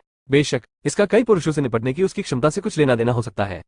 क्या उसके पास ये संकेत है? मुझे पता क्यों नहीं चला, जी मिंगजियाओ ने कहा। उसकी नजर में हुआंग फैंग सिर्फ एक घृणित आदमी है, लेकिन इतना नहीं सोचा क्योंकि हुआंग फैंग कुछ भी करे ये होगा उसकी नजरों में बहुत घृणित दिखाई देते हैं। म्यूजू सही है, हुआंग फैंग वास्तव में एक अच्छा आदमी है, अन्यथा मैं उसे पहले प्रबंधक के रूप में पदोन्नत नहीं करता, सु यूमो ने कहा। क्योंकि उसके पास हुआंग फैंग के बारे में कुछ विचार है, वो आमतौर पर हुआंग फैंग को देखने पर ध्यान देती है, इसलिए वो तांग मिक्स्यू को जानती है और उससे सहमत है। बहन यूमो सोचती है कि वो भी एक अच्छा इंसान है। टैंग मुक्यू रोड कुआ सु यूमो पुष्टि करते हैं। आप उसे मेरा बॉयफ्रेंड क्या समझते हैं? टैंग मुक्यू ने बिना आश्चर्य के कहा। GZBPCO एक सब फिक्शन नेटवर्क, तेज अपडेट और कमती विज्ञापनों के साथ। बेहतर नॉवल पढ़ने के लिए आप हमारे YouTube चैनल और ऑडियो एक्सप्लेन टेलीग्राम चैनल से जुड़ सकते हैं। 226 मान्यता। क्यों? तांग मिक्सू के शब्दों ने सु यूमो को पूरी तरह से तैयार नहीं किया। वो जिस कार को चला रहा था वो भी जमीन पर पलट गई। गनीमत ये रही कि उसके पीछे कोई कार नहीं थी, लेकिन कोई हादसा नहीं हुआ। डॉन मुक्यू, क्या तुम पागल हो? जी मिंगजियाओ को इस बात की परवाह नहीं थी कि उसे चोट लगी है या नहीं, और उसने तांग मिक्सू से जोर से कहा, क्या आपको कोई मस्तिष्क संबंधी समस्या है जब आप कहती हैं कि आप उस लड़के को अपना प्रेमी बनाना चाहती हैं? यहाँ तक कि सु यूमो, जिसने कार रोक दी है, तांग मिक्स्यू को देखती है, जो किसी से भी अलग नहीं है। टैंग मिक्स्यू ने दोनों के सदमे का आनंद लिया और आसानी से कहा, जी मिंगजियाओ, तुम किस बारे में चिल्ला रही हो? क्या वो तुम्हारा प्रेमी नहीं है? तुम इतनी घबराई हुई क्यों हो? मैं उसके बारे में घबराई हुई नहीं थी। मुझे लगा कि वास्तव में आपके पास कोई दिमाग या दृष्टि नहीं है। क्या आप आमतौर पर पुरुषों को ठीक से नहीं देखती है? मैं उस आदमी के प्यार में कैसे पड़ सकती हूँ? जी मिंगजियाओ ने कहा। मुझे लगता है कि वो बहुत अच्छा है, यहाँ तक कि बहन यूमो भी सोचती है कि वो बहुत अच्छा है ना? इसके अलावा आप उससे नफरत करते हैं और मुझे पसंद नहीं करते हैं। मैं उसे अपना बॉयफ्रेंड बनने के लिए कह रही हूँ, जो आप नहीं चाहते हैं, तांग मुक्यू ने कहा। ठीक है। जी मिंगजियाओ पहले तो स्तब्ध रह गई और फिर उसने प्रतिक्रिया व्यक्त की। इससे पहले उसने बस सुना था कि कोई वास्तव में हुआंग फैंग को पसंद करने लगा था। वह सहज रूप से थोड़ा आश्चर्यचकित हुई और इसे स्वीकार नहीं कर सकी, इसलिए उसने इसका खंडन किया। लेकिन अब यदि आप हुआंग फैंग को पसंद करना चाहते हैं तो ये सबसे कष्टप्रद लोमड़ी की आत्मा है। क्या ये बिल्कुल सही नहीं है? ये दोनों बुराइयां एक साथ हैं और इन्हें लोगों के लिए बुराइयों को खत्म करने वाला भी माना जाता है। ये सोचकर जी मिंगजियाओ ने तुरंत खुशी से कहा, तांग मिक्सू, मुझे लगता है कि आप दोनों काफी मेल खाते हैं। मैं आपका समर्थन करता हूँ। म्यूजू, क्या आपने अभी जो कहा वो सच है? लेकिन आप और हुआंग फैंग लंबे समय से एक दूसरे को नहीं जानते थे। आप एक दूसरे को नहीं जानते, सु ने थोड़ा अस्वाभाविक रूप से कहा। इससे कोई फर्क नहीं पड़ता कि आप एक दूसरे को कितने समय से जानते हैं। दो लोगों के लिए एक दूसरे को देखना महत्वपूर्ण है। वास्तव में जब तांग मुक्सू ने कहा कि पहले वो हमेशा सु यूमो के प्रदर्शन पर ध्यान देती थी, खासकर जब उसने देखा कि वो लगभग कार चला रही थी, तो उसके मुंह के कोने पर एक मुस्कान आ गई। सु यूमो अवाक है, लेकिन वो थोड़ी असहज है। हालांकि वो हमेशा से जानती थी कि उसने पहले अपने दिल में हुआंग फैंग के बारे में कुछ महसूस किया था, लेकिन वो जल्दी में नहीं थी। उसकी राय में हुआंग फैंग वैसे भी वहां था, इसलिए वो उसके साथ रिश्ते को धीरे धीरे सुलझा सकती थी। हालांकि तांग मिक्स्यू के शब्दों ने सु यूमो को एहसास दिलाया कि हुआंग फैंग उनकी अपनी निजी संपत्ति नहीं थी। दूसरे लोग भी उसे देखना पसंद करेंगे, खुद नहीं। वो अपना ही होना चाहिए। थोड़ी देर के लिए सु यूमो थोड़ा उदास थी। हाँ, आप वास्तव में इस पर विश्वास नहीं करेंगे, मैं आपसे मजाक कर रहा हूँ। दोनों व्यक्तियों को अलग अलग भावों से देखते हुए तांग मिक्स्यू ने हाँ मुस्कान के साथ कहा, मैं सिर्फ उसे जानता हूँ। मैं उसे दाहिनी आंख से कैसे देख सकता हूँ? इससे भी अधिक मुझे वे सुंदर लोग पसंद है। हुआंग फैंग सुंदर नहीं है। क्यों? मुझे लगता है कि आप दोनों एक अच्छे मेल हैं। वे दोनों परेशान करने वाले लोग हैं, अन्यथा आपको इसके बारे में फिर से सोचना चाहिए। जी मिंगजियाओ ने कुछ नाखुशी के साथ कहा कि जब उसने सुना कि तांग मुक्सू हुआंग फैंग की ओर आकर्षित हो गई है तो उसे बहुत खुशी हुई। दो परेशान करने वाले लोगों के एक साथ आने से बेहतर कुछ भी नहीं है। अगर मैं सचमुच इसके बारे में सोचूंगा तो कोई दुखी होगा, तांग मिक्स्यू ने सु यूमो की ओर देखते हुए कहा। सु यूमो को तांग मिक्स्यू की आंखें महसूस हुई और उसका दिल थोड़ा घबरा गया। हालांकि उसे राहत मिली है। बेशक उसे ये भी एहसास है कि हुआंग फैंग हर समय उसका इंतजार नहीं कर रहा है। किसी को तो वह भी पसंद आएगा और किसी को भी। इसके अलावा तांग मुक्सू के शब्दों के माध्यम से सु यूमो को यह भी एहसास हुआ कि उनके दिल में हुआंग फैंग की स्थिति उनकी कल्पना से कहीं अधिक ऊंची और महत्वपूर्ण है। जब उसने सुना कि टैंग मुक्सू हुआंग फैंग को पसंद करता है तो उसे नुकसान और तात्कालिकता का गहरा एहसास हुआ। टैंग मिक्स्यू के शब्दों ने भी परोक्ष रूप से सु यूमो को उनके वास्तविक विचारों को समझने में मदद की। जब तीनों गंतव्य पर पहुंचे तो तांग मुक्सू ने जानबूझकर गति धीमी कर दी और सु यूमो के साथ चल दी, जबकि जी मिंगजियाओ, जो घबराई हुई थी, को कुछ भी असामान्य नहीं लगा और वह अकेले ही आगे बढ़ गई। बहन यूमो, क्या तुम्हें सच में वो पसंद नहीं आया जो हुआंग फैंग तांग मुक्सू ने सु यूमो से फुसफुसाकर कहा? किसने कहा कि? सु ने घबराते हुए कहा कि उसे लगा कि वो अच्छा छिप रही है और किसी को पता नहीं चलना चाहिए। मैं इसे स्वयं देखता हूँ। तांग मिक्सियो ने कंधे उचकाए और कहा, जिस रात मैं पहली बार आया था मैंने तुम्हें उसके साथ अकेले खाना खाते देखा था। यह अभी भी उस तरह के छोटे रेस्तरां में था। मैंने तुम्हें पहले कभी किसी आदमी के साथ अकेले खाना खाते नहीं देखा था। सु यूमो को उम्मीद नहीं थी कि टैंग मुक्सू को अपने और हुआंग फैंग के बारे में उसी दिन पता चलेगा जब वो पहली बार आया था। इसके अलावा आप अभी भी हुआंग फैंग के प्रति बहुत संवेदनशील है। मैंने बस कार में ऐसा कहा था और मैं बस आपकी प्रतिक्रिया देखना चाहता हूँ। अभी आपका चेहरा निराशा और घबराहट से भरा है। आपका परीक्षण करने के लिए आप मुझे दोष न दें। टैंग मुक्सू जारी रहा। सु यूमो चुप थी और बोली, दरअसल मैं अब भी आपको धन्यवाद देना चाहती हूँ। अगर आपने अभी जो मजाक नहीं किया होता तो मुझे नहीं पता होता कि वह मेरे दिल में इतना महत्वपूर्ण है। हाँ, मैं वास्तव में उसे पसंद करती हूँ। उद्धरण चिन्ह। सु यूमो को वास्तव में इसे स्वीकार करते हुए देखकर भले ही उसने पहले अनुमान लगाया था, तांग मुक्सू को अभी भी बहुत आश्चर्य हुआ। बहन यूमो, आप उसे कैसे देख सकती हैं? ओह, मैं यह नहीं कह रहा हूँ कि वह अच्छा नहीं है, लेकिन आप दोनों स्पष्ट रूप से इसमें नहीं है वही दुनिया। राजधानी में इतनी सारी उत्कृष्ट युवा प्रतिभाएं आपका पक्ष चाहती हैं। मैं नहीं देखता कि हुआंग फैंग उनसे कितना बेहतर है। तांग मुक्यू ने पहले हुआंग फैंग के कई फायदों की प्रशंसा की, लेकिन आखिरकार हुआंग फैंग केवल एक सुरक्षा गार्ड थे जो राजधानी में उन राजकुमारों के साथ अतुलनीय था। हो सकता है कि आपने अभी यही कहा हो। सु यूमो ने मुस्कुराते हुए कहा, क्या आप जानते हैं, जब मैंने उसे पहली बार देखा तो मैंने उसे चोर को पकड़ते हुए देखा। उस वक्त वो इतनी तेजी से भागा कि सड़क पर लोग हैरानी से उसे देखने लगे। उस समय शायद मेरी भी यही अभिव्यक्ति होगी।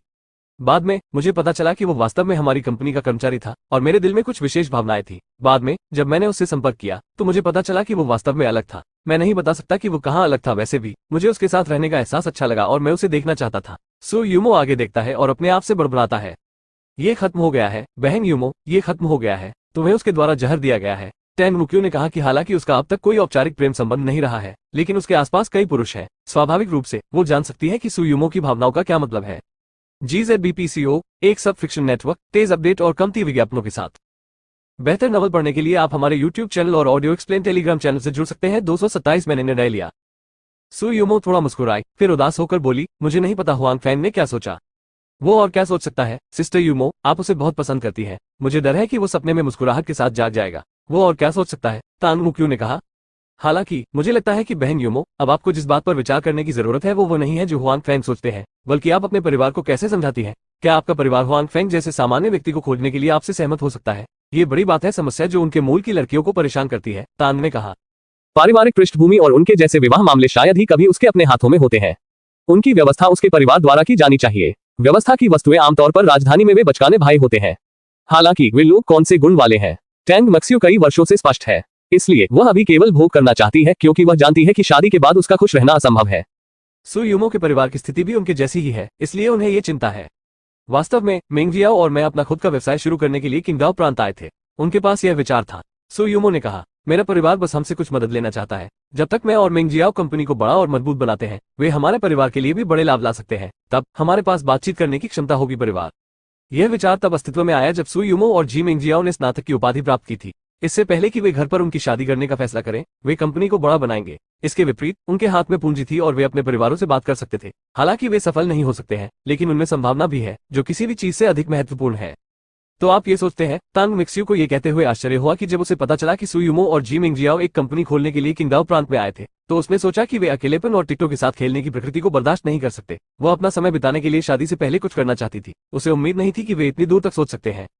इसके अलावा टैंग मुक्यू को यह स्वीकार करना होगा कि यह वास्तव में एक तरीका है। जब तक दो लोग वास्तव में कंपनी को बड़ा और मजबूत बनाते हैं, जिससे परिवार को पर्याप्त लाभ मिल सकता है, तब तक परिवार उनकी शादी पर उनकी राय भी पूछेगा। आखिरकार उस समय वे स्वयं परिवार की एक बड़ी मदद थे। न केवल शादी के लिए इस्तेमाल किया जा सकता था, ये सिर्फ एक उपकरण है।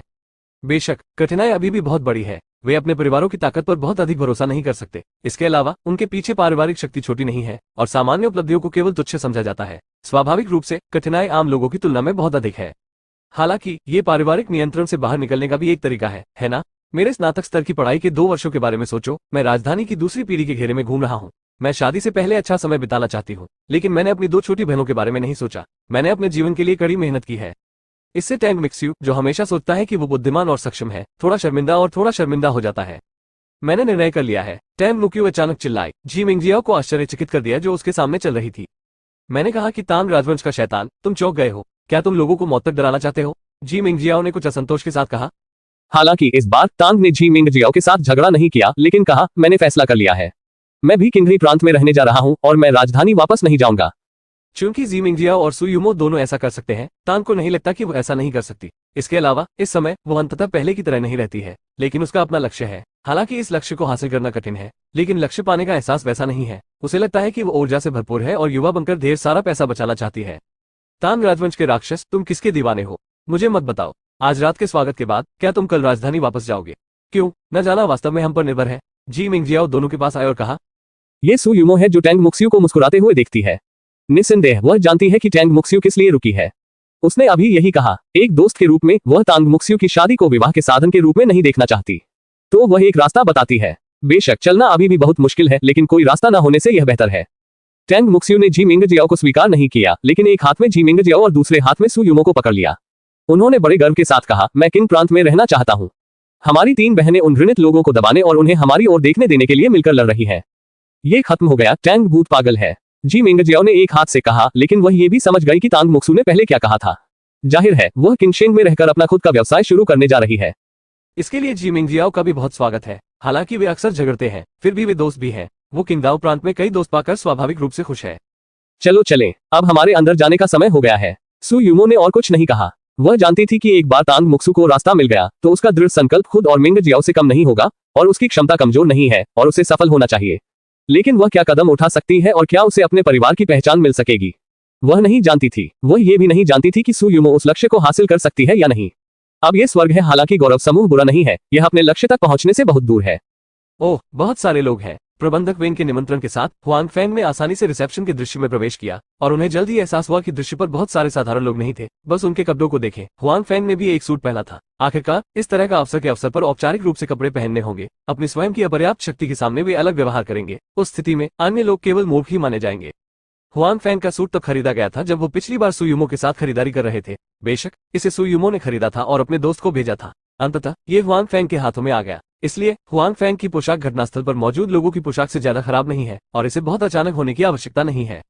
तुम यहाँ क्यों हो? तुम अंदर कैसे आए? जब हुआंग फैंग इस दृश्य को देख रहा था तभी उसने आश्चर्य से एक आवाज सुनी। यह उससे परिचित था। हुआंग फैंग ने पीछे मुड़कर देखा। टैंग मुक्सु कौन है? जब तांग मुक्सु ने हुआंग फैंग की पीठ देखी तो उसे परिचित महसूस हुआ। हालांकि उसने नहीं सोचा था कि हुआंग फैंग यहाँ आ सकता है। उसने सोचा कि वो गलत थी, लेकिन जब उसने संपर्क किया तो उसे पता चला कि वो गलत नहीं थी। GZBPCO, एक सब फिक्शन नेटवर्क, तेज अपडेट और कमती विज्ञापनों के साथ। बेहतर नॉवल पढ़ने के लिए आप हमारे YouTube चैनल और ऑडियो एक्सप्लेन टेलीग्राम चैनल से जुड़ सकते हैं। 228 युमो का पीछा। तांग मिक्सियो यहाँ हुआंग फैंग की उपस्थिति के बारे में बहुत आश्चर्यचकित और उत्सुक है। हमें यह जानना होगा कि ये लोग या तो अमीर हैं या महंगे हैं। एक सुरक्षा गार्ड के रूप में हुआंग फैंग को यहाँ उपस्थित होने के निमंत्रण को स्वीकार नहीं करना चाहिए। न कि उसे, बल्कि उसकी वर्तमान पहचान को हेय दृष्टि से देखना चाहिए। यदि उसे दूसरों द्वारा नहीं लाया गया तो वो प्रवेश ही नहीं करेगा।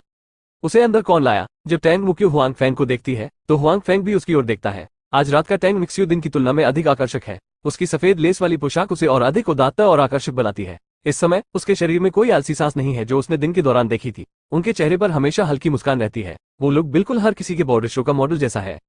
मुझे एक मित्र ने आमंत्रित किया था, हुआंग फैंग ने समझाया। वैसे युमो और राष्ट्रपति जेड के बारे में क्या? अपने 2 अच्छे दोस्तों को हुआंग फैंग का संबोधन सुनकर तांग मिक्सियो मुस्कुराया और समझ गया कि जो आदमी बहन मो को युमो कहता था वो हुआंग फैंग होना चाहिए। यह आश्चर्य की बात नहीं है कि टैंग मिक्सु कुछ जानता है। वे दोनों बाथरूम में चले गए। चलो वहीं बैठकर उनका इंतजार करते हैं, तांग मुक्सु ने कहा। ठीक है। वे एक कोने में आए जहां वे बैठे थे। हालांकि वे कोने में थे, फिर भी टैंग मुक्सु का आचरण घटनास्थल पर मौजूद अन्य लोगों को गहराई से आकर्षित कर रहा था। हुआंग फैंग को घटनास्थल पर कई लोग महसूस कर सकते थे। हालांकि वे आए नहीं थे, लेकिन वे सभी यहाँ की स्थिति पर ध्यान दे रहे थे। आप बहुत आकर्षक हैं, हुआंग फैंग ने मुस्कुराते हुए कहा। कैसी है बहन युमो? तांग मुक्सु ने कहा। भाषा फोम। बेशक वह आकर्षक है और उसके साथ घुलना मिलना आसान है। हुआंग फैंग ने कहा कि सु युमो वास्तव में उसे एक अच्छा एहसास देती है। उसके पास पैसा है, वो सुंदर दिखता है और उसका व्यक्तित्व बहुत अच्छा है। कभी कभी हुआंग फैंग को उससे ईर्ष्या होती है। वो नहीं जानता कि भविष्य में किस तरह का उत्कृष्ट व्यक्ति सु युमो से शादी कर सकता है। ये वास्तव में बहुत अधिक सुगंध जलाता है। तुम्हारा मतलब है कि मेरे साथ मिलना आसान नहीं है? टैंग ने जवाब में पूछा, लेकिन उसके चेहरे पर ज्यादा गुस्सा नहीं था। मैंने ऐसा नहीं कहा। हुआंग फैंग कंधे उचकाते हैं और कहते हैं, वास्तव में अपने दिल में वो वास्तव में ऐसा सोचते हैं। हालांकि सु युमो, जी मिंगजियाओ और तांग मुक्सु के सामने 3 लोग बहुत सुंदर हैं। अगर वे वास्तव में उसे एक चुनने देते हैं तो वो सु युमो ही होगा। आपका यही मतलब है? टैंग मुक्सु ने कहा। लेकिन बहन युमो, ये वास्तव में एक ऐसा व्यक्ति है। वैसे चूंकि आपको लगता है कि बहन युमो बहुत अच्छी है, तो क्या आपने कभी उसका पीछा करने के बारे में सोचा है? उसका अभी तक कोई प्रेमी नहीं है। तांग मुक्सु ने कहा कि वो सु युमो के बारे में हुआंग फैंग के विचार का परीक्षण करने की कोशिश कर रही थी। भाषा फोम का पीछा। हुआंग फैंग हैरान था। सच कहूं तो उसने वास्तव में इसके बारे में नहीं सोचा, क्योंकि उसके दिमाग में सु युमो बहुत उत्कृष्ट है। वह इतना उत्कृष्ट था कि उसे स्वयं पर शर्म महसूस होने लगी। उसने खुद को इसके लायक नहीं समझा। स्टोरेज बॉक्स का जादू जानने के बाद भी हुआंग फेंग ने इसके बारे में सोचा भी नहीं। उन्होंने इसे सिर्फ एक दोस्त माना। हालांकि तांग मक्सियो को ये कहते हुए सुनकर हुआंग फेंग भी थोड़ा प्रभावित हुआ। सु यूमो कह सकते हैं कि उनकी प्रेमिका को चुनने के सभी पहलू उनके मानदंडों पर खरे उतरते हैं।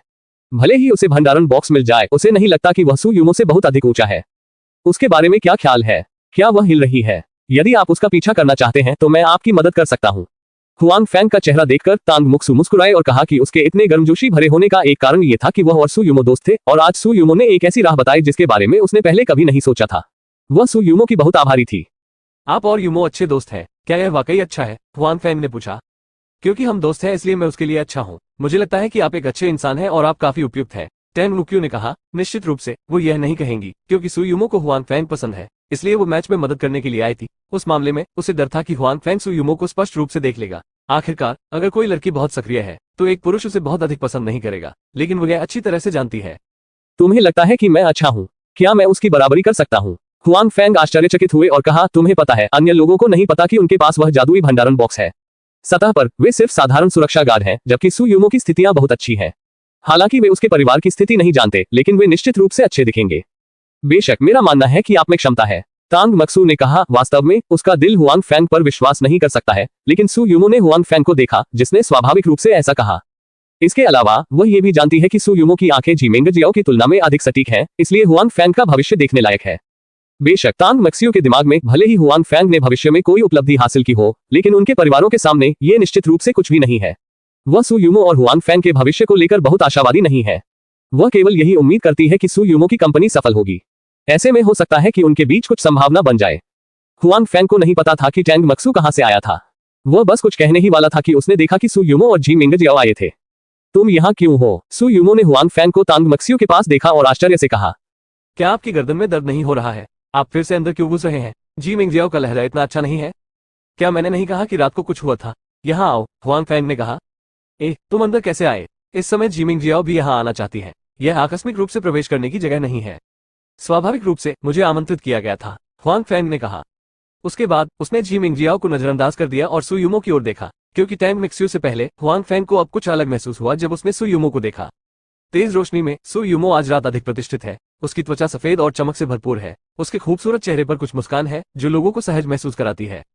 यदि आप यूमो को अपनी प्रेमिका बना सकते हैं तो यह वास्तव में अच्छा है, हुआंग फेंग ने मन ही मन सोचा। पहले वो एक गरीब महिला थी, उसके लिए सु यूमो जितना अमीर बनने का कोई रास्ता नहीं था। इस संबंध में उन्हें आत्मज्ञान भी था, अतः उन्हें कोई भ्रम नहीं होगा। लेकिन अब मेरे पास एक जादुई भंडारण बॉक्स है, मेरा भविष्य कभी खराब नहीं होगा, इसलिए भाषा फोन को आगे बढ़ाना असंभव नहीं है। GZBPCO, एक सब फिक्शन नेटवर्क, तेज अपडेट और कमती विज्ञापनों के साथ। बेहतर नवल पढ़ने के लिए आप हमारे YouTube चैनल और ऑडियो एक्सप्लेन टेलीग्राम चैनल से जुड़ सकते हैं। 229 क्या सुरक्षा भी आ सकती है। सु यूमो ने भी हुआंग फेंग की आंखों में बदलाव को उत्सुकता से महसूस किया। उसका चेहरा थोड़ा लाल था, लेकिन वो नहीं जानती थी कि हुआंग फेंग में ऐसा बदलाव क्यों आया। और टैंग मिक्सियो, जो अंदर की कहानी जानता है, उन्हें देखकर मुस्कुरा रहा है। जहां तक एक अन्य दर्शक जी मिंग जियाओ का सवाल है, उसे अभी भी कुछ नहीं मिला है। वो अभी भी अपने प्रति हुआंग फेंग के रवैये से नाराज है। जब हुआंग फेंग और अन्य लोगों ने बातचीत की तो उन्होंने नहीं पाया कि कोई युवक उन्हें कुछ ही दूरी पर देख रहा था। यह आदमी बहुत बूढ़ा है। हालांकि पिछली बार हुआंग फेंग ने उसे बेहोश कर दिया था, लेकिन उसकी चोट स्पष्ट रूप से लड़के की तुलना में हल्की थी, इसलिए कुछ दिन अस्पताल में रहने के बाद वो घर चले गए। आज वो एक मासूम इंसान की तरह रिसेप्शन में आ सकते हैं। लाओ यू ने हुआंग फेंग के साथ सकारात्मक तरीके से व्यवहार नहीं किया, लेकिन वो हुआंग फेंग को भी जानता था। जब उसने हुआंग फेंग को सबक सिखाने की पहल की तो उसने टोंग जियान से हुआंग फेंग की तस्वीर देखी। अब जब वह उस व्यक्ति को देखता है जिसे वह सिखाने की कोशिश कर रहा है, तो वह उस खूबसूरत महिला के साथ सुरक्षित और स्वस्थ बातचीत कर रहा है। वह बुरा होने में सहज नहीं है। इसके अलावा 3 महिलाओं में से वह जी मिंग जियाओ और सु यूमो को जानता है। टोंग जियान हमेशा सु यूमो के बारे में सोचती रही है, लेकिन अब वो अस्पताल में है। ऐसा लगता है कि हुआंग फेंग और सु यूमो के बीच संबंध असामान्य है। लाओ यू ने हुआंग फेंग की छाया के बारे में सोचा। वो जानता है कि हुआंग फेंग की पहचान एक सुरक्षा गार्ड है। यदि कोई सुरक्षा गार्ड इस स्थान पर नहीं आ सकता है तो जाहिर तौर पर उसे कोई और लाया है, और यह व्यक्ति संभवतः सु यूमो है। लड़का हुआंग फेंग को सबक सिखाना चाहता था, लेकिन उसे हार का सामना करना पड़ा क्योंकि हुआंग फेंग ने उसकी कार रोक दी थी। लेकिन अब ऐसा लगता है कि दूसरे पक्ष और सु यूमो के बीच संबंध स्पष्ट रूप से आम नहीं है। अगर वो ये दृश्य देखेगा तो न जाने क्या सोचेगा। बेशक लड़के एन के पास अब इसके बारे में सोचने के लिए इतनी ऊर्जा नहीं है। वह अपने पैरों को बचाने के लिए किसी मशहूर डॉक्टर की तलाश में जुटा हुआ है। लाओ यू, क्या देख रहे हो? क्या दोस्त है? तभी उसके बगल वाले एक युवक ने पूछा। यह कोई दोस्त नहीं है, ये सिर्फ एक दिलचस्प व्यक्ति को देखना है। लाओ यू ने कहा कि वो हुआंग फेंग की परेशानी का पता नहीं लगाना चाहता था। आखिरकार उसका हुआंग फेंग के साथ पहले कोई झगड़ा नहीं था। उसने हुआंग फेंग को केवल इसलिए सबक सिखाया क्योंकि वो टोंग जियान की चापलूसी करना चाहता था। अब टोम जियान को हुआंग फैंग की परवाह नहीं है और वो उस ऊर्जा को बर्बाद नहीं कर सकता है। बेशक यही कारण है कि लाओयू को नहीं पता था कि यह हुआंग फैंग ही था जिसने उस दिन उसे मारा था। यदि उसने ऐसा किया तो उसे नहीं पता था कि वो ऐसा सोचेगा या नहीं। मिस्टर युआन, क्या आप भी यहाँ हैं? इस समय आयोजन स्थल के एक अन्य स्थान पर मैनेजर युआन भी लोगों के साथ नजर आए। हालांकि आज शाम यहाँ बहुत सारी राजनीतिक और व्यावसायिक हस्तियां एकत्रित हुई हैं। प्रबंधक युआन के लिए जो किंगई प्रांत में बाजार खोलना चाहता है वह निश्चित रूप से ऐसे अवसर को चूकने को तैयार नहीं है और वह यहाँ आने के लिए योग्य भी है। मूल सभा, आज रात इतने सारे दोस्त यहाँ आए, निश्चित रूप से मैं मनोरंजन में शामिल होना चाहूंगा, मैनेजर युआन ने मुस्कुराते हुए कहा। ऐसा अवसर मैनेजर युआन से कम कैसे हो सकता है? मैंने अभी तियानजियाओ के 2 मालिकों को आते देखा। आपके दोनों परिवार एक ही व्यापार में हैं, इसलिए उन्हें कितना करीब होना चाहिए? उस आदमी ने मुस्कुराते हुए कहा। वो नहीं जानता था कि इसका क्या मतलब है। ये कहावत नहीं है कि सहकर्मी दुश्मन होता है। हाँ, ठीक है, मैंने कुछ समय से तियानजियाओ की 2 नायिकाओं को नहीं देखा है और मैं उनसे मिलने जा रहा हूँ। श्री युआन ने कहा कि इस अवधि के दौरान वो परेशानी के लिए तियानजियाओ समूह में नहीं गए, लेकिन वह भी बहुत व्यस्त था। उन्होंने कारखाने खोले, कर्मियों की भर्ती की और हर जगह गोदी की पूजा की।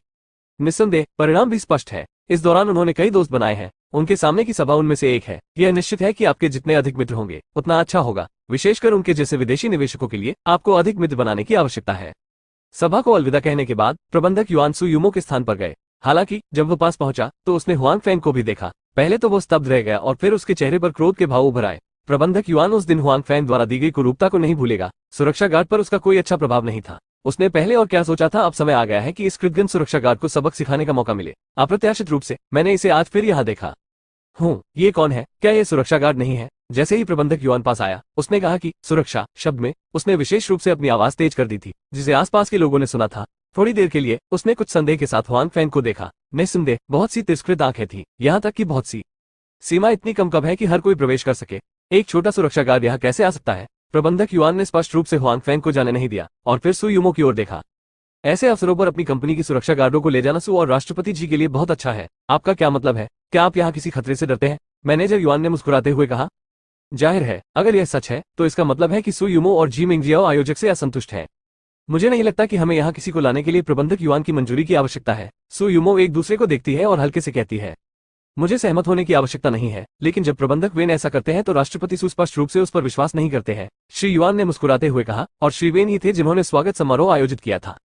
क्या प्रबंधक युआन गलत है? मैं श्री सु के साथ नहीं आया था, लेकिन जब मैं अंदर आया तो मैं उनसे मिला, हुआंग फैंग ने खड़े होकर कहा। हाँ, मजाक। आप एक छोटे से सुरक्षा गार्ड हैं। यदि आपके साथ मिस्टर सु नहीं है तो क्या आप अंदर आ सकते हैं? आप क्या सोचते हैं ये क्या है? यह एक छोटे से सुरक्षा गार्ड है। आप चाहे तो इसमें शामिल हो सकते हैं। मैनेजर युआन ऐसे हंसा जैसे उसने कोई मजेदार चुटकुले सुने हो। प्रबंधक युआन इतना आश्वस्त है कि अगर वे मुझे अंदर नहीं लाएंगे तो मैं नहीं आ पाऊंगा, हुआंग फैंग ने आंखें सिकोड़ते हुए कहा। स्वाभाविक रूप से मुझे विश्वास नहीं है कि श्री सु को छोड़कर कोई भी मूर्ख आपके जैसा छोटा सुरक्षा गार्ड लाएगा, प्रबंधक युआन ने निश्चित रूप से कहा। मैंने उसे आमंत्रित किया। मुझे नहीं पता कि मैनेजर वेन कब कई लोगों के पास आए। वे पहले तो बातों में व्यस्त थे, लेकिन उन्होंने ध्यान नहीं दिया। मैं देखना चाहूंगा कि कौन मूर्ख है। प्रबंधक युआन को उम्मीद नहीं थी कि कोई वास्तव में उसकी बातों का उत्तर देगा। उसने कहा और मुड़ गया, लेकिन जब उसने प्रबंधक वेन को अपने पीछे देखा तो उसके शब्द आगे नहीं बढ़ सके। GZBPCO, एक सब फिक्शन नेटवर्क, तेज अपडेट और कमती विज्ञापनों के साथ। बेहतर नवल पढ़ने के लिए आप हमारे YouTube चैनल और ऑडियो एक्सप्लेन टेलीग्राम चैनल से जुड़ सकते हैं। 230 मोटा आदमी। क्या प्रबंधक वेन मूर्ख है? स्पष्ट है नहीं। जब वो 30 वर्ष का होगा तो वो चीन के शीर्ष 5 नीलामी घरों में बैठ सकता है और किंगई प्रांत के महाप्रबंधक के पद पर वो किसी भी तरह से मूर्ख नहीं होगा। तो मैनेजर युआन का चेहरा पहले तो स्तब्ध रह गया, फिर शर्मिंदा हुआ। मैनेजर वेन ने उसे नजरअंदाज कर दिया, लेकिन हुआंग फैंग की ओर देखा और कहा, मिस्टर हुआंग यहाँ है। मैंने इसे पहले नहीं देखा। मुझे डर है कि मिस्टर हुआंग नहीं आएंगे। प्रबंधक वेन का स्वागत है, हुआंग फैंग ने कहा। ये दोनों तियानजियाओ समूह के 2 खूबसूरत बॉस होंगे। आज यहाँ होना मेरे लिए बड़े सम्मान की बात है। मैनेजर वेन ने सु युमो और जी मिंगजियाओ की ओर देखा और कहा। जिया शेख का निमंत्रण पाना हमारे लिए सम्मान की बात है, सु युमो ने कहा। सु युमो ने जो कहा वो सच है। जिया शेख आखिरकार चीन का एक पुराना नीलामी घर है। ये कई वर्षों से खड़ा है और इसकी प्रसिद्धि तियानजियाओ से कहीं अधिक है। तियानजियाओ अभी विकसित हुआ है। आखिरकार इसका कोई आधार नहीं है। जिया शेख नीलामी घर ने पहले वाइन पार्टी आयोजित नहीं की थी, लेकिन उन्हें निमंत्रण नहीं मिला। आज उन्हें निमंत्रण मिल सकता है। यह उनके लिए भी एक प्रकार की पुष्टि है। इसलिए सु युमो और जी मिंगजियाओ भी आज के स्वागत को बहुत महत्व देते हैं। मैनेजर वेन ने कहा, यह पता चला है कि मिस्टर हुआंग और दोनों सुंदरियां एक दूसरे को जानते हैं। अधिक सटीक रूप से कहें तो वे मेरे नेता हैं, हुआंग फैंग ने शांत स्वर में कहा। ओह, यह सही है। प्रबंधक वेन थोड़ा आश्चर्यचकित हुए, लेकिन उनका इरादा हुआंग फैंग का तिरस्कार करना नहीं था। वो अपनी पहल पर श्री क्यू को उसे बुलाने में सक्षम था। जाहिर है वो कोई साधारण व्यक्ति नहीं थे। हालांकि वो नहीं जानता था कि हुआंग फैंग ने तियानजियाओ समूह में क्यों काम किया। कुछ ऐसे कारण रहे होंगे जिनकी वजह से वो नहीं जानता था। प्रबंधक वेन ने तियानजियाओ समूह और हुआंग फेंग की दो सुंदरियों को देखा। उसे कुछ समझ आ रहा था। हो सकता है कि हुआंग फेंग ने दो सुंदरियों के करीब आने के लिए तियानजियाओ समूह में काम किया हो। आखिरकार इन दोनों लोगों की सुंदरता और प्रतिभा पूरे प्रांत के ऊपरी सर्कल में प्रसिद्ध है और वे बढ़ रही हैं। जी और सू के पास हमेशा एक अच्छा अधीनस्थ होता है। प्रबंधक वेन ने मुस्कुराते हुए कहा, मेरे पास मनोरंजन के लिए मेहमान है, पहले मुझे क्षमा करें। श्री वेन ने मदद मांगी, सू ने कहा। उसके बाद प्रबंधक वेन मुड़े और चले गए। जहां तक मैनेजर युआन की बात है, जिसे हवा में छोड़ दिया गया था, मैनेजर वेन ने उसे नजरअंदाज कर दिया और मैनेजर युआन हाउशिंग को शर्मिंदा किया। प्रबंधक वेन को स्वाभाविक रूप से प्रबंधक युआन की भावनाओं पर विचार करने की आवश्यकता नहीं है। हालांकि लैंडर समूह एक बड़ा बहुराष्ट्रीय समूह है, यह अभी भी अज्ञात है कि क्या ये किंगई प्रांत में अपनी नई प्रविष्टि के लिए अनुकूल हो सकता है। इसके अलावा जियाशेक को किंगई प्रांत के स्थानीय सांपों में से एक माना जा सकता है। भले ही दूसरी पार्टी की यांग लांग हो, उसे भी इस स्थानीय सांप का चेहरा दिया जाना चाहिए। किंगई प्रांत में, यहाँ तक कि पूरे चीन में जियाशेक के संपर्क लैंडर के संपर्कों से तुलनीय नहीं है। इसलिए प्रबंधक युआन उसके सामने खुद को डांटता है और उस व्यक्ति को डांटता है जिसे उसने आमंत्रित किया है। मैनेजर वेन को स्वाभाविक रूप से दूसरे पक्ष के लिए कोई चेहरा छोड़ने की जरूरत नहीं है। भले ही यह मामला सामने आया हो, ये दूसरी पार्टी का नहीं है और वह ये नहीं कहता कि प्रबंधक वेन बुरा है। मैनेजर युआन, मैं आपकी बहुत प्रशंसा करता हूँ। आप मेजबान के घर के सामने लोगों को डांटते हैं। ये साहस हम कमजोर महिलाओं में नहीं हो सकता। जी मिंगजियाओ ने जाल में फंसने का मौका नहीं जाने दिया और मुस्कुराते हुए मैनेजर युआन से कहा। गुंजन, प्रबंधक युआन ने ठिठुरते हुए कहा, लेकिन उसे नहीं पता था कि क्या कहना है। वह घूमा और चला गया। जब वह चला गया तो उसने कुछ संदेह के साथ हुआंग फैंग को देखा। वह नहीं जानता था कि इतने छोटे सुरक्षा गार्ड हुआंग फैंग को मैनेजर वेन ने खुद कैसे आमंत्रित किया होगा। सू यूमो की 3 बेटियां भी हैं जो समान रूप से भ्रमित हैं। जब मैनेजर युआन चला जाता है तो वे सभी हुआंग फैंग को उत्सुकता से देखते हैं, जैसे कि वे उसे नहीं जानते हो। हालांकि प्रबंधक वेन केवल एक नीलामी घर का प्रबंधक है, फिर भी वह पूरे प्रांत में बहुत अच्छी तरह से जुड़ा हुआ है। इसके अलावा वह अभी भी उसके पीछे एक अच्छा विजेता है। उसकी प्राकृतिक स्थिति अलग है। ऐसा व्यक्ति एक छोटे सुरक्षा गार्ड हुआंग फैंग और उसके आतिथ्य के बारे में उत्सुक होगा। तुम मुझे इस तरह किस लिए देख रहे हो? हुआंग फैंग ने देखा कि 3 लोगों की निगाहें लगातार उसके शरीर पर घूम रही थी और उसने व्यंग्यपूर्ण मुस्कान के साथ कहा, मैं नहीं देख सकता कि आपको मैनेजर वेन ने आमंत्रित किया है। आप उसे कैसे जानते हैं? जी मिंगजियाओ ने पूछा। अन्य 2 महिलाएं भी हुआंग फैंग को उत्सुकता से देख रही थी। जाहिर है उन्हें भी यही संदेह था। मैं उसे व्यवसाय में जानता हूं, हुआंग फैंग ने कहा। क्या आप उसके साथ व्यापार करते हैं? कौन सा व्यवसाय? जी मिंगजियाओ ने पूछा। कृपया उससे कुछ बेचने में मदद करने के लिए कहें। क्या वे यहाँ नीलामी घर नहीं है? मैं और क्या कर सकता हूँ? हुआंग फैंग एक बेवकूफ की तरह जी मिंगजियाओ को देखता है।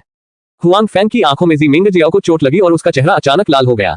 हम कौन जानता है कि आप कौन सा व्यवसाय कर रहे हैं? इसके अलावा बहुत सारे लोग उसके साथ व्यवसाय कर रहे हैं। वे उसके प्रति इतने विनम्र नहीं है। सच मत बताओ। जी मिंगजियाओ सही है, यह एक नीलामी घर है, इसलिए ऐसे बहुत से लोग नहीं हैं जिनका प्रबंधक वेन के साथ व्यवसाय है और वे वास्तव में यह नहीं देखते हैं कि वो किसके प्रति इतना विनम्र है। मैं सच कह रहा हूँ, लेकिन मुझे नहीं पता कि वो इतना विनम्र क्यों है, हुआंग फैंग ने कहा। हालांकि उनके गुप्त अनुमान का पुराने क्यू से कुछ लेना देना होना चाहिए। श्री क्यू के बारे में सोचते हुए हुआंग फैंग ने वास्तव में उन्हें देखा। वो अभी यही था। मैनेजर वेन, जो अभी अभी निकला था, बूढ़े व्यक्ति के पास था। उसके आसपास और भी लोग थे। हुआंग फैंग आगे आकर नमस्ते कहना चाहेंगे, लेकिन ऐसा लगता है कि अब यह असंभव है। ये बस इंतजार करने और देखने की बात है कि क्या कोई मौका है। हालांकि हुआंग फैंग को कोई अच्छा अवसर नहीं मिला है। बूढ़े आदमी के आसपास बहुत सारे लोग हैं। देखा जा सकता है कि यहाँ कई लोग उन्हें जानते हैं। रिसेप्शन की प्रक्रिया लोगों के साथ बातचीत से ज्यादा कुछ नहीं है। जी मिंगजियाओ, सू यूमो और तांग मिक्स्यू का आज यहाँ आने का उद्देश्य भी यही है। हालांकि हुआंग फैंग के मामले में ऐसा नहीं है। उन्होंने रिसेप्शन पर किसी को जानने की योजना नहीं बनाई थी, सिर्फ रिसेप्शन खत्म होने के बाद नीलामी के लिए। इसलिए जब सू यूमो की तीसरी बेटी किसी से बात करने गई तो हुआंग फैंग कोने में अकेली रह गई और उसने अपना खाना खाया। अरे यार, क्या तुम्हें भी घसीटा जा रहा है? जब हुआंग फैंग ने यहाँ स्वादिष्ट भोजन का स्वाद चखा तो एक मोटा युवक तुरंत उसके बगल में बैठ गया। उसने कहा कि उसने खुद ही खाना बनाया है। हुआंग फैंग ने उसे संदेह से देखा और नहीं जानता था कि उसका क्या मतलब है। मोटे आदमी ने केक खाया और कहा, यह इस तरह की सबसे उबाऊ पार्टी है, लेकिन मेरे पिता को मुझे अंदर खींचना पड़ा और कहना पड़ा कि मुझे और लोगों को जानने की जरूरत है, जिससे मेरा सिर बड़ा हो गया। हुआंग फैंग ने समझा कि मोटा आदमी जो खुद से परिचित था उसे दूसरी पीढ़ी का होना चाहिए। उन्हें उनके लाउजी ने दुनिया देखने के लिए आने के लिए मजबूर किया था। WGZBP कम तेजी से अपडेट करें, कम विज्ञापन। बेहतर नवल पढ़ने के लिए आप हमारे YouTube चैनल और ऑडियो एक्सप्लेन टेलीग्राम चैनल से जुड़ सकते हैं। 231 झेन शुआई। इधर उधर मत देखो यार, खाओ। ये देखने के बाद कि उसने आधे दिन से कोई कार्रवाई नहीं की है, युवक ने हुआंग फैंग से कहा। हुआंग फैंग उस भोजन को देखता है जो उसके सामने लाया गया है। कुछ अवाक है, लेकिन मैं इसे खाना चाहूंगा। तुम भी मेरे लिए कुछ छोड़ दो। नहीं, मुझे भूख नहीं है। ओह, तो मैं विनम्र नहीं हूँ। वास्तव में मैं बहुत भूखा नहीं हूँ, युवक ने कहा और एक ही समय में खाया, जिससे हुआंग फैंग को उसकी बातों पर गहरा संदेह हुआ। यार, क्या कर रहे हो? पहले क्यों नहीं मिले? मोटे आदमी ने हुआंग फैंग की ओर देखा और कुछ संदेह के साथ कहा। बेशक, भले ही वह हुआंग फैंग से पूछ रहा था, उसकी हरकतें नहीं रुकी। क्या आप यहाँ बाकी सभी लोगों को जानते हैं? हुआंग फैंग ने पूछा। यह नहीं कहा जा सकता कि यह सब है, लेकिन उनमें से अधिकांश ज्ञात है। आखिरकार किन्घई प्रांत का ऊपरी घेरा इतना बड़ा है, खासकर हमारे जैसी दूसरी पीढ़ी जो ऊपर और नीचे नहीं देख सकती। आज की पार्टी और कल की पार्टी स्वाभाविक रूप से ज्ञात है। मोटे आदमी ने कहा, लेकिन मैं एक अजनबी हूँ। ये सामान्य है क्योंकि मैं आपके साथ एक ही दायरे में नहीं हूँ। आज दूसरों द्वारा मुझे शामिल नहीं किया गया है। हुआन फेंग ने कहा, कोई शर्म की बात नहीं है। ऐसा ही हुआ, मुझे लगा कि मेरी याददाश्त खराब हो रही है। मोटे युवक ने कहा, कोई बात नहीं, तुम बाद में मेरे साथ मिलोगे, मैं तुम्हें कवर कर लूंगा। मोटे आदमी को देखकर हुआन फेंग को गहरा संदेह हुआ। हालांकि मोटे युवक ने जल्द ही हुआन फेंग को बताया कि वह वास्तव में बहुत से लोगों को जानता है और हुआन फेंग को कवर करने के लिए तैयार है, क्योंकि वह हुआन फेंग को यहाँ अन्य लोगों से मिलवाने में मदद कर रहा है। अपने परिचय के माध्यम से हुआन फेंग को भी घटनास्थल पर बहुत से लोगों के बारे में पता चला। बेशक यह मुख्य रूप से दूसरी पीढ़ी है। जहां तक बड़ों की बात है, मोटे युवक ने उनका परिचय नहीं कराया। ये लोग हमारे प्रांत के उच्च वर्ग की दूसरी पीढ़ी है। बेशक उनमें से कुछ नहीं आए हैं। सबसे प्रसिद्ध हमारे प्रांत की दूसरी पीढ़ी है। क्या आप जानते हैं कि यह कौन है? मोटे युवक ने कहा। पता नहीं, हुआन फेंग ने सरलता से उत्तर दिया। हमारे प्रांत के सबसे अमीर आदमी का बेटा और हमारे प्रांत के सबसे अमीर आदमी की दूसरी पीढ़ी, टोन जियान।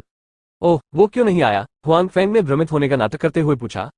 ऐसा कहा जाता है कि उसे पीटा गया था और यह बहुत दुखद है और उसका पैर टूट गया था। हालांकि वो बच्चा इसका हकदार था। मैंने उसे लंबे समय से देखा है। वो आमतौर पर घमंडी है और बहुत से लोगों को नाराज करता है, इसलिए मैं ऐसा नहीं करता। मुझे ये भी नहीं पता कि इस बार उसे किसने मारा। बहुत सारे दुश्मन हैं। गोल मटोल युवक ने कहा कि जब एएनएन लड़के की पिटाई की बात आती है तो शार्डनफ्रॉयड की भावना भी आती है।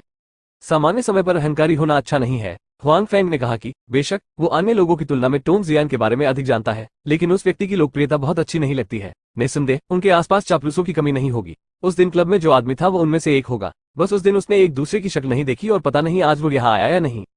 हाँ, हमारे प्रांत की कई दो पीढ़ियां उसे पसंद नहीं करती। हालांकि किसी के पिता को प्रांत का सबसे अमीर आदमी कहना हमारे लिए बेकार है। हालांकि कई लोग गुप्त रूप से खुश हैं कि इस बार वो इतनी बुरी तरह से पिट गया। मोटा युवक। उसके बाद मोटे युवक और हुआन फेंग ने दूसरी पीढ़ी के बीच कई चीजों के बारे में बात की, जैसे रेसिंग, लड़ाई, महिलाओं के लिए लड़ाई आदि, जो दूसरी पीढ़ी के बीच होने वाली सभी दिलचस्प चीजें थी। देखा जा सकता है कि ये लड़का बहुत बातूनी है। मुझे नहीं पता कि वह हुआन फेंग जैसा दिखता है या वह आमतौर पर ऐसा ही व्यक्ति है। वैसे भी उन्होंने हुआन फेंग के साथ बहुत सारी बातें की हैं। हालांकि इस आदमी को उसके लाउजी द्वारा पाए जाने और चिल्लाने में देर नहीं लगी। यार, यह मेरा बिजनेस कार्ड है। अगर तुम्हें भविष्य में मेरी मदद की जरूरत हो तो तुम मुझे कॉल कर सकते हो। जाने से पहले युवक ने हुआन फेंग के लिए एक बिजनेस कार्ड छोड़ा और फिर जल्दी में चला गया। जेंग शुआई, यह एक विशेष नाम है, लेकिन जब उसके पिता ने उसका नाम रखा था तो उसने निश्चित रूप से नहीं सोचा था कि वह इस तरह बड़ा होगा। हुआन फेंग ने बिजनेस कार्ड को देखा और मुस्कुराते हुए कहा, बस युवक की शक्ल अब सुंदर से मेल नहीं खाता। मोटा शरीर नहीं कहता, चेहरे का आकार बिल्कुल सामान्य है, अधिक से अधिक ये बदसूरत नहीं है। हालांकि ऐसे व्यक्ति के लिए हुआन फेंग को अब दोस्त बनाने का कोई खास विचार नहीं है। बेशक दूसरा पक्ष अब भी उसे अच्छा लगता है। हालांकि वो खुद से परिचित है, फिर भी उसका चरित्र अच्छा है। उनमें दूसरी पीढ़ी के अमीर होने का गौरव नहीं है। जब वो जानता है कि वो उसके दायरे में नहीं है तो वो खुद को तुच्छ नहीं समझता। आप क्या सोच रहे हैं? मुझे नहीं पता कि सुयुमो कब इस कोने में लौट आई है, लेकिन जीमिंग जियाओ और तांग मिक्स्यू वापस नहीं आए हैं। वास्तव में सुयुमो पहले वापस आ गया क्योंकि उसे डर था कि हुआन फेंग यहाँ अकेले बोर हो जाएगा, इसलिए वो पहले वापस आना चाहता था। जहां तक अधिक लोगों को जानने की बात है, जीमिंग जियाओ ही पर्याप्त होना चाहिए। सोचने की कोई बात नहीं। हुआन फेंग रोड, अभी तुम्हारा दोस्त कौन था? सुयुमो ने देखा कि कोई हुआन फेंग के पास से चला गया था। उसने सोचा कि वो हुआन फेंग को जानता है। नहीं, मैंने उसे पहली बार देखा था, लेकिन वो बहुत उत्साही था। हुआन फेंग यांग ने कार्ड हाथ में उठाया और कहा, जेंग शुआई, नाम थोड़ा खास है, मैं उसे नहीं जानता। सू ने कहा। सुयुमो और जीमिंग जियाओ कई वर्षों से किन्घई प्रांत में हैं, लेकिन इन दो पीढ़ियों से उनका ज्यादा संपर्क नहीं है। हालांकि उन दो पीढ़ियों ने उनके नाम सुने हैं, लेकिन उन्हें यहाँ की दो पीढ़ियों के साथ संचार का कोई गहरा अर्थ नहीं लगता है। इसके विपरीत वे अपने बड़ों के बारे में बहुत कुछ जानते हैं। वास्तव में जब सुयुमो और जीमिंग जियाओ राजधानी में थे तो उनकी बहुत मुलाकात हुई। उन दो पीढ़ियों की गुणवत्ता जाहिर तौर पर यहाँ से ऊंची है, लेकिन फिर भी वे यहाँ तो क्या उनके साथ भी ज्यादा रहना पसंद नहीं करते। हाँ, शक्ल नाम से नहीं मिलती, हुआन फेंग ने मुस्कुराते हुए कहा। वैसे आपने पहले क्या कहा था कि आपने प्रबंधक विन से चीजें भेजने के लिए कहा था? सुयुमो ने पूछा कि वह इस बारे में अधिक चिंतित है क्योंकि यहाँ हुआन फेंग की खेप आमतौर पर कुछ प्राचीन वस्तुएं हैं और प्राचीन वस्तुओं की कीमतें बहुत भिन्न होती हैं। यदि हुआन फेंग बहुत कीमती प्राचीन वस्तुएं बेचता है तो वह संभवतः अमीर हो जाएगा और कंपनी छोड़ देगा। तो सुयुमो को आश्चर्य हुआ कि हुआन फेंग के पास प्राचीन वस्तुएं और अन्य चीजें क्यों थी। मुझे ऐसा लगता है कि उसके पास वे नहीं थी। ये सिर्फ एक गैजेट है। हुआन फेंग ने कहा कि उन्हें नहीं पता कि पेंटिंग की लागत कितनी होगी, इसलिए ये कहना मुश्किल है। बेहतर नॉवल पढ़ने के लिए आप हमारे YouTube चैनल और ऑडियो एक्सप्लेन टेलीग्राम चैनल से जुड़ सकते हैं। 232 क्या आपको ये पसंद है? हुआन फेंग ने कहा कि सुयुमो को राहत मिली है। हालांकि उसे तुरंत महसूस हुआ कि वो थोड़ा स्वार्थी था। उसने बस यही सोचा था कि हुआन फेंग कोई भी कीमती प्राचीन वस्तुएं नहीं छोड़ेगा और बेच देगा। हुआन फेंग के लिए वो हर समय कंपनी में एक सुरक्षा गार्ड नहीं रहना चाहेगा, खासकर जब प्रबंधक युआन ने हुआन फेंग को बुलाया। बाई और एक छोटा सुरक्षा गार्ड और बाई और एक छोटा सुरक्षा गार्ड। सुरक्षा करना कठिन था, हुआन फेंग असहज नहीं। ये सोचते हुए सु यूमो ने हुआंग फैंग से कहा, क्या आपके पास स्थिति बदलने का विचार है? कुछ शब्द मेरे साथ कह सकते हैं। अपरिचित का भी कोई संबंध नहीं है, धीरे धीरे सीख सकते हैं। सु यूमो का अर्थ स्पष्ट है, जब तक हुआंग फैंग अपनी स्थिति बदलना चाहती है वो इसकी व्यवस्था करने में मदद करेगी, भले ही हुआंग फैंग उस स्थिति से परिचित ना हो। फिलहाल के लिए नहीं, मुझे लगता है कि अब सुरक्षा गार्ड बनना अच्छा है। हुआंग फैंग यह नहीं सोचते कि तियानजियाओ कंपनी में सुरक्षा के अलावा अन्य कौन से पदों के लिए उपयुक्त है। तो फिर आप कब बदलना चाहते हैं, मुझे बताएं, सु भाषा में मो ने कहा। हुआंग फैंग ने सिर हिलाया। पार्टी के अंत में सभी लोग बाहर नहीं गए, बल्कि दूसरे हॉल में चले गए जहां नीलामी होगी। यह एक संयोग है कि हुआंग फैंग सु यूमो के बगल में है। आज हमारी जियाशेंग नीलामी में आने के लिए धन्यवाद। मुझे आशा है कि आप सभी इसे अपने समय के लायक बना सकते हैं और अंत में जो चाहते हैं वो प्राप्त कर सकते हैं। मैनेजर वेन ने मंच पर एक संक्षिप्त भाषण दिया, फिर चले गए और एक नीलामीकर्ता जैसे व्यक्ति के साथ आए। नीचे हर किसी के हाथ में एक ब्रोशर है। ये ब्रोशर आज रात की सभी नीलामी वस्तुओं के बारे में है। इस पर हुआंग फैंग की पेंटिंग भी है। इसके अलावा और भी चीजें हैं। नीलामी जल्द ही शुरू होगी। नीलामी की शुरुआत में ऐसी कई अच्छी चीजें नहीं हैं जो अधिकांश लोगों के अधिकारों को नहीं उठा सकती। हालांकि नीलामी में भाग लेने वाले लोग भी हैं। ये लोग या तो वास्तव में इन चीजों को पसंद करते हैं या निम्नलिखित चीजों की नीलामी में भाग लेने की उम्मीद नहीं करते हैं। हालांकि जो व्यक्ति नीलामी में दूसरों पर कुछ प्रभाव डालना चाहता है, तांग म्यूजू उनमें से एक है। सु यूमो के सुझाव से टैंग मिक्स्यू का विचार बदल गया है। वो कीशिंग प्रांत में जड़ें जमाना चाहती है, लेकिन आज रात वास्तव में एक अवसर है। इससे पहले उसने वाइन पार्टी के मौके का इस्तेमाल कुछ लोगों से मिलने के लिए किया। अब यदि वो दोबारा नीलामी में भाग लेती है तो वो दूसरों को फिर से प्रभावित कर सकती है और उन्हें बता सकती है कि वो टिकट की खिलाड़ी नहीं है। हुआंग फैंग तांग मिक्सू को देखता है, जो उससे ज्यादा दूर नहीं है, लेकिन वो अपना मुंह दूसरी ओर कर लेता है। ये लोग वाकई काफी अमीर हैं। अभी तक कोई अच्छी बात सामने नहीं आ रही है। कीमत दसियों हजार, यहाँ तक कि सैकड़ों हजार तक भी पहुंच सकती है। टैंग मिक्स्यू ने 2 लाख से अधिक युआन खर्च किए हैं और एक क्लासिक घड़ी खरीदी है। मुख्य बात यह है कि इस घड़ी को केवल एकत्रित और पहना जा सकता है। जाहिर है यह उपयुक्त नहीं है। मुझे नहीं पता कि उसने क्या खरीदा। वो सचमुच अमीर है। यह उसके बगल में सु यूमो है। हालांकि वो बाहर आने पर हर चीज को गंभीरता से लेती है, लेकिन किसी भी चीज की नीलामी में भाग नहीं लेती है। क्या तुम्हें कुछ दिख रहा है? जब हुआंग फैंग सोच रहा था, सु यूमो ने धीमी आवाज में पूछा। नहीं, हुआंग फैंग ने अपना सिर हिलाया और कहा, मुझे संग्रह में कोई दिलचस्पी नहीं है। संग्रह को छोड़कर ये चीजें यहाँ बेकार है। सु यूमो गुआना, ये सच है। जिन लोगों को संग्रह करना पसंद नहीं है, उनकी नजर में आज रात की ये चीजें सचमुच बेकार है। जल्द ही हुआंग फैंग की पेंटिंग सामने आए। क्योंकि मुझे नहीं पता कि पेंटिंग का लेखक कौन है, नीलामी घर इसे बहुत अधिक महत्व नहीं देता है। इसे आखिरी धुरी पर नहीं लगाया जा सकता। अब जब नीलामी आधे साल से चल रही है तो इसे बाहर निकालना ही उचित है। कृपया इस चित्र को देखें, नीलामकर्ता ने मंच पर ऊंची आवाज में कहा। उसके बाद 2 खूबसूरत इमेज ने ध्यान से तस्वीर को खोला। लोग प्रक्षेपण के माध्यम से इस पर पैटर्न देख सकते हैं। बेशक अगर किसी को दिलचस्पी है तो वे नीलामीकर्ता के परिचय के बाद करीब से देखने के लिए मंच पर जा सकते हैं। बेशक हाथ से छूने की अनुमति नहीं है। इस पेंटिंग के लेखक वुटोंग विजी हैं। हर कोई अजीब हो सकता है। सच कहूं तो मैंने इसके बारे में नहीं सुना है, नीलामीकर्ता ने मुस्कुराते हुए कहा। हालांकि लेखक प्रसिद्ध नहीं है, लेकिन इससे यह नहीं पता चलता कि यह पेंटिंग एक उत्कृष्ट कृति है। इसकी मंशा संरचना, इसकी पेंटिंग कौशल नवीन है, जो हमने पहले नहीं देखी है, और कठिनाई पेंटिंग का स्तर कम नहीं है। इसके अलावा मैं ये जोड़ना चाहूंगा कि इस पेंटिंग की पहचान बाओलाई पवेलियन के श्री फैंग ने की थी और एक खजाना होने की पुष्टि की थी, नीलामीकर्ता ने जोड़ा। निम्नलिखित लोगों ने कुछ चर्चाएं की है। जाहिर है कई लोगों ने बाओलाई मंडप के फैंग लाओ के प्रसिद्ध नाम के बारे में सुना है। उन्होंने जो पहचाना वो शायद ही कभी गलत हो। इस तरह कई लोगों ने इस पेंटिंग के प्रति अपना प्यार जताया है। ठीक है, इस पेंटिंग की शुरुआती कीमत 5 लाख युआन है। हर बार कीमत में वृद्धि 10,000 युआन से कम नहीं होगी। नीलामी शुरू होती है। नंबर 38 बोली 5,10,000। नंबर 19 बोली 5,20,000। कीमत लगातार बढ़ रही है, लेकिन विकास दर बहुत बड़ी नहीं है। हर बार ये 10,000 युआन है। हालांकि हुआंग फैंग को यह सुनकर राहत मिली कि किसी ने कीमत बढ़ा दी है। ऐसा लगता है कि कोई स्ट्रीमिंग नीलामी नहीं होगी। इसके अलावा ये बोरेज की तुलना में बेहतर होना चाहिए। कीमत अधिक है। तरह ही इस समय सु यूमो ने धीमी आवाज में पूछा। इसमें कोई आश्चर्य नहीं कि सु यूमो ने यह प्रश्न पूछा। पेंटिंग सामने आने के बाद हुआंग फैंग का ध्यान पेंटिंग पर केंद्रित था, जो स्पष्ट रूप से पिछले प्रदर्शन से अलग था। जब पहले किसी चीज की नीलामी हुई तो हुआंग फैंग ने इसे लापरवाही से देखा और बिल्कुल भी परवाह नहीं की। पेंटिंग सामने आने के बाद हुआंग फैंग सीधा बैठ गया और सु यूमो करीब थी, और यहाँ तक कि मुझे लगा कि हुआंग फैंग थोड़ा घबराया हुआ है। क्या? हुआंग फैंग ने खालीपन से पूछा। वो पहले भी साइट पर नीलामी पर ध्यान दे रहा था, लेकिन उसने यह नहीं सुना कि सु यूमो क्या कह रहा था। हर उद्धरण ने हुआंग फैंग के दिल को धड़कने पर मजबूर कर दिया। वो इसकी मदद नहीं कर सका। प्रत्येक कोटेशन के लिए कीमत 10,000 युआन थी, जो उनके मासिक वेतन से अधिक थी। हुआंग फैंग बहुत घबराया हुआ था। इस बार सु यूमो ने कुछ नहीं कहा, लेकिन सीधे अपने हाथ में चिन्ह उठाया और फिर हुआंग फैंग की ओर देखा। कुछ नहीं, लेकिन मैंने सोचा कि चूंकि हुआंग फैंग को ये पेंटिंग इतनी पसंद आई तो मैं तस्वीरें लेने में उसकी मदद कर सकता हूँ। नंबर 35 6,20,000। नीलामीकर्ता की आवाज बजती है और 35 सु यूमो का नंबर है। हुआंग फैंग ने आश्चर्य से सु यूमो को देखा और पूछा, क्या आपको यह तस्वीर पसंद है? हुआंग फैंग ने नहीं सोचा था कि सु यूमो उनके लिए एक तस्वीर लेना चाहता था, लेकिन उसने सोचा कि सु यूमो को भी तस्वीर पसंद आए, अन्यथा वो नीलामी में भाग नहीं लेता। www.gzbpicom तेजी से अपडेट करें, कम विज्ञापन। बेहतर नॉवल पढ़ने के लिए आप हमारे YouTube चैनल और ऑडियो एक्सप्लेन टेलीग्राम चैनल से जुड़ सकते हैं। 233 बोली। सु यूमो ने इससे इनकार नहीं किया। जहां तक ये बात है कि क्या उसे सचमुच ये पसंद आया तो केवल वही जानती थी। कोटेशन अभी भी जारी है और कीमत अभी भी धीरे धीरे बढ़ रही है। मिस्टर युआन, तियानजियाओ के सु यूमो ने इस पेंटिंग के लिए कीमत बताई है। इस समय श्री युआन का एक समूह जो बहुत दूर नहीं था ने सु यूमो की हरकत देखी और जल्दी से श्री युआन से कहा। सुनने के बाद प्रबंधक युआन सु यूमो की ओर मुड़े और फिर से उनका प्रस्ताव देखा। बिना किसी हिचकिचाहट के उसने अपने हाथ में चिन्ह उठाया और प्रस्ताव में भाग लिया। मैनेजर युआन के आज यहाँ आने का एक उद्देश्य सु यूमो और जी मेंगजियाओ के लिए कुछ परेशानी बढ़ाना है। वो अब किंगई प्रांत में लांडर के प्रभाव का प्रतिनिधित्व करता है। मूल रूप से वे आए और तियानजियाओ समूह के मुख्य प्रतिद्वंद्वी बन गए, इसलिए उन्हें एक दूसरे को कड़वा स्वाद देने और दूसरों को उनके लेंगडों की ताकत और साहस के बारे में बताने का यह अवसर लेने में कोई आपत्ति नहीं है। सु यूमो को शुरुआत में यह नहीं मिला कि प्रबंधक युआन और अन्य लोगों ने भी बोली में भाग लिया था।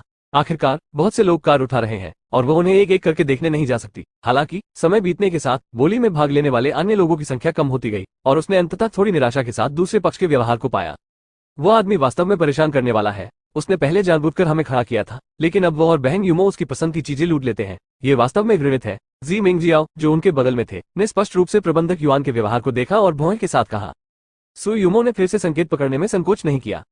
ठीक है, अब 35वें की कीमत 7,50,000 युआन है। क्या इससे अधिक कोई है? मुझे कहना होगा कि यह पेंटिंग वास्तव में दुर्लभ संग्रह है। हालांकि फीनिक्स पेड़ की कोई स्पष्ट प्रतिष्ठा नहीं है, लेकिन इसकी ताकत इतनी खराब नहीं है। भविष्य में इस पेंटिंग का मूल्यवर्धन अनिश्चित है, नीलामकर्ता ने कहा।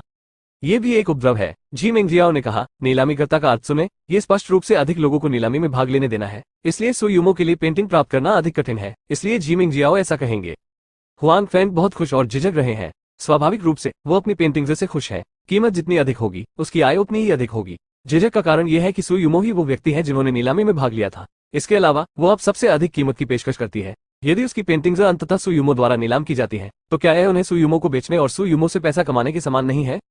इससे हुआन फैंग थोड़ा असहज महसूस करता है। सौभाग्य से हुआन फैंग की नाराजगी अधिक समय तक नहीं रही। मैनेजर युआन ने फिर हाथ उठाया। इसके अलावा इस बार उन्होंने कीमत 10,000 नहीं बल्कि 50,000 बढ़ा दी। 8 लाख। मिस्टर सु, आपका प्यार छीनने के लिए मुझे खेद है। मुझे भी यह तस्वीर बहुत पसंद है। इसका कोई रास्ता नहीं है। मिस्टर युआन ने न केवल उद्धृत किया बल्कि सु यूमो को उत्तेजक ढंग से कहा भी। इस समय उनमें से केवल 2 ही नीलामी में भाग ले रहे हैं और बाकी दर्शक भी उनके कार्यों को देख रहे हैं, जिससे प्रबंधक युआन बहुत संतुष्ट है। वो मूल रूप से इस अवसर का उपयोग किंगडाओ प्रांत में लैंडर समूह का नाम स्थापित करने के लिए करना चाहते थे और दूसरों को लैंडर समूह की ताकत के बारे में बताना चाहते थे। अब फॉइल के रूप में एक प्रतियोगी है। ये सच है, चाहे ये कितना भी अच्छा हो। सु यूमो ने उनकी बातों पर ध्यान नहीं दिया, लेकिन उन्होंने अपना चेहरा अपरिवर्तित रखा और शांति से अपना हाथ उठाया। 8,10,000। ये खूबसूरत महिला 8 लाख की पेशकश करती है। क्या आपको अभी तक इससे अधिक कीमत मिली है? नीलामकर्ता ने जल्दबाजी में उत्साह से कहा, लेकिन हालांकि उसने ऐसा कहा, उसकी आंखें उस जगह को देख रही थी जहां प्रबंधक युआन था। जाहिर है वो मैनेजर युआन से पूछ रहा था। वो ये भी जानता था कि यदि नीलामी में भाग लेने वाला कोई और होगा तो वो व्यक्ति ही होगा। निश्चित रूप से प्रबंधक युआन ने उसे निराश नहीं किया। उसने फिर हाथ उठाया और कहा, मैं तुम्हें 8,50,000 दूंगा। 8,50,000। इन सज्जन ने 8,50,000 की पेशकश की है। क्या कोई प्रस्ताव है? पहली बार 8,50,000। नीलामीकर्ता ने सु यूमो की ओर देखते हुए कहा। सु यूमो ने बिना किसी हिचकिचाहट के फिर से संकेत उठाया। 9 लाख। सु यूमो की आवाज पहली बार नीलामी में सुनाई दी। सु की आवाज के नर्म स्वर ने फिर से चर्चा की आवाज पैदा कर दी। 10 लाख। मैनेजर युआन की आवाज फिर गूंजी। उनके इस प्रस्ताव ने चर्चा को और तेज कर दिया। दरअसल ये तो सभी जानते हैं कि इस समय इसकी कीमत इस पेंटिंग की कीमत से भी ज्यादा हो गई है। हालांकि इस पेंटिंग का कौशल अश्लील नहीं है। आखिरकार लेखक एक अज्ञात व्यक्ति है जिसका इसके मूल्य पर बहुत प्रभाव पड़ता है। आखिरकार अधिकांश समय वे केवल कुछ प्रसिद्ध कार्यों को ही एकत्र करते हैं, जैसे कि इस प्रकार के कार्य, जबकि मूल्य बहुत अधिक नहीं होगा। इस चित्र में अंतिम लेन देन मूल्य 7 लाख और 8 लाख के बीच होने का अनुमान है, जो एक उचित मूल्य है। चाहे वो कितना भी ऊंचा क्यों न हो, वो सार्थक नहीं होगा। अब सु यूमो और प्रबंधक युआन के उद्धरण को रोकने का कोई इरादा नहीं है। लोग इसके बारे में बात इसलिए कर रहे हैं क्योंकि इसकी कीमत पेंटिंग की कीमत से कहीं ज्यादा है। इसके अलावा हर कोई देख सकता है कि सु यूमो और मैनेजर युआन एक ही स्तर पर है। अब वे चित्र खरीदने जितने सरल नहीं है। उन्होंने पहले भी उनके बीच मनमुटाव के बारे में सुना है। जाहिर है वे अपने पीछे की कंपनियों के बीच की नाराजगी को नीलामी में ले आए हैं। नीलामी घर स्वाभाविक रूप से खुश हैं। विक्रय मूल्य जितना अधिक होगा उन्हें उतना अधिक कमीशन मिलेगा, इसलिए वे चाहेंगे कि नीलामी में कोई आपस में भिड़े।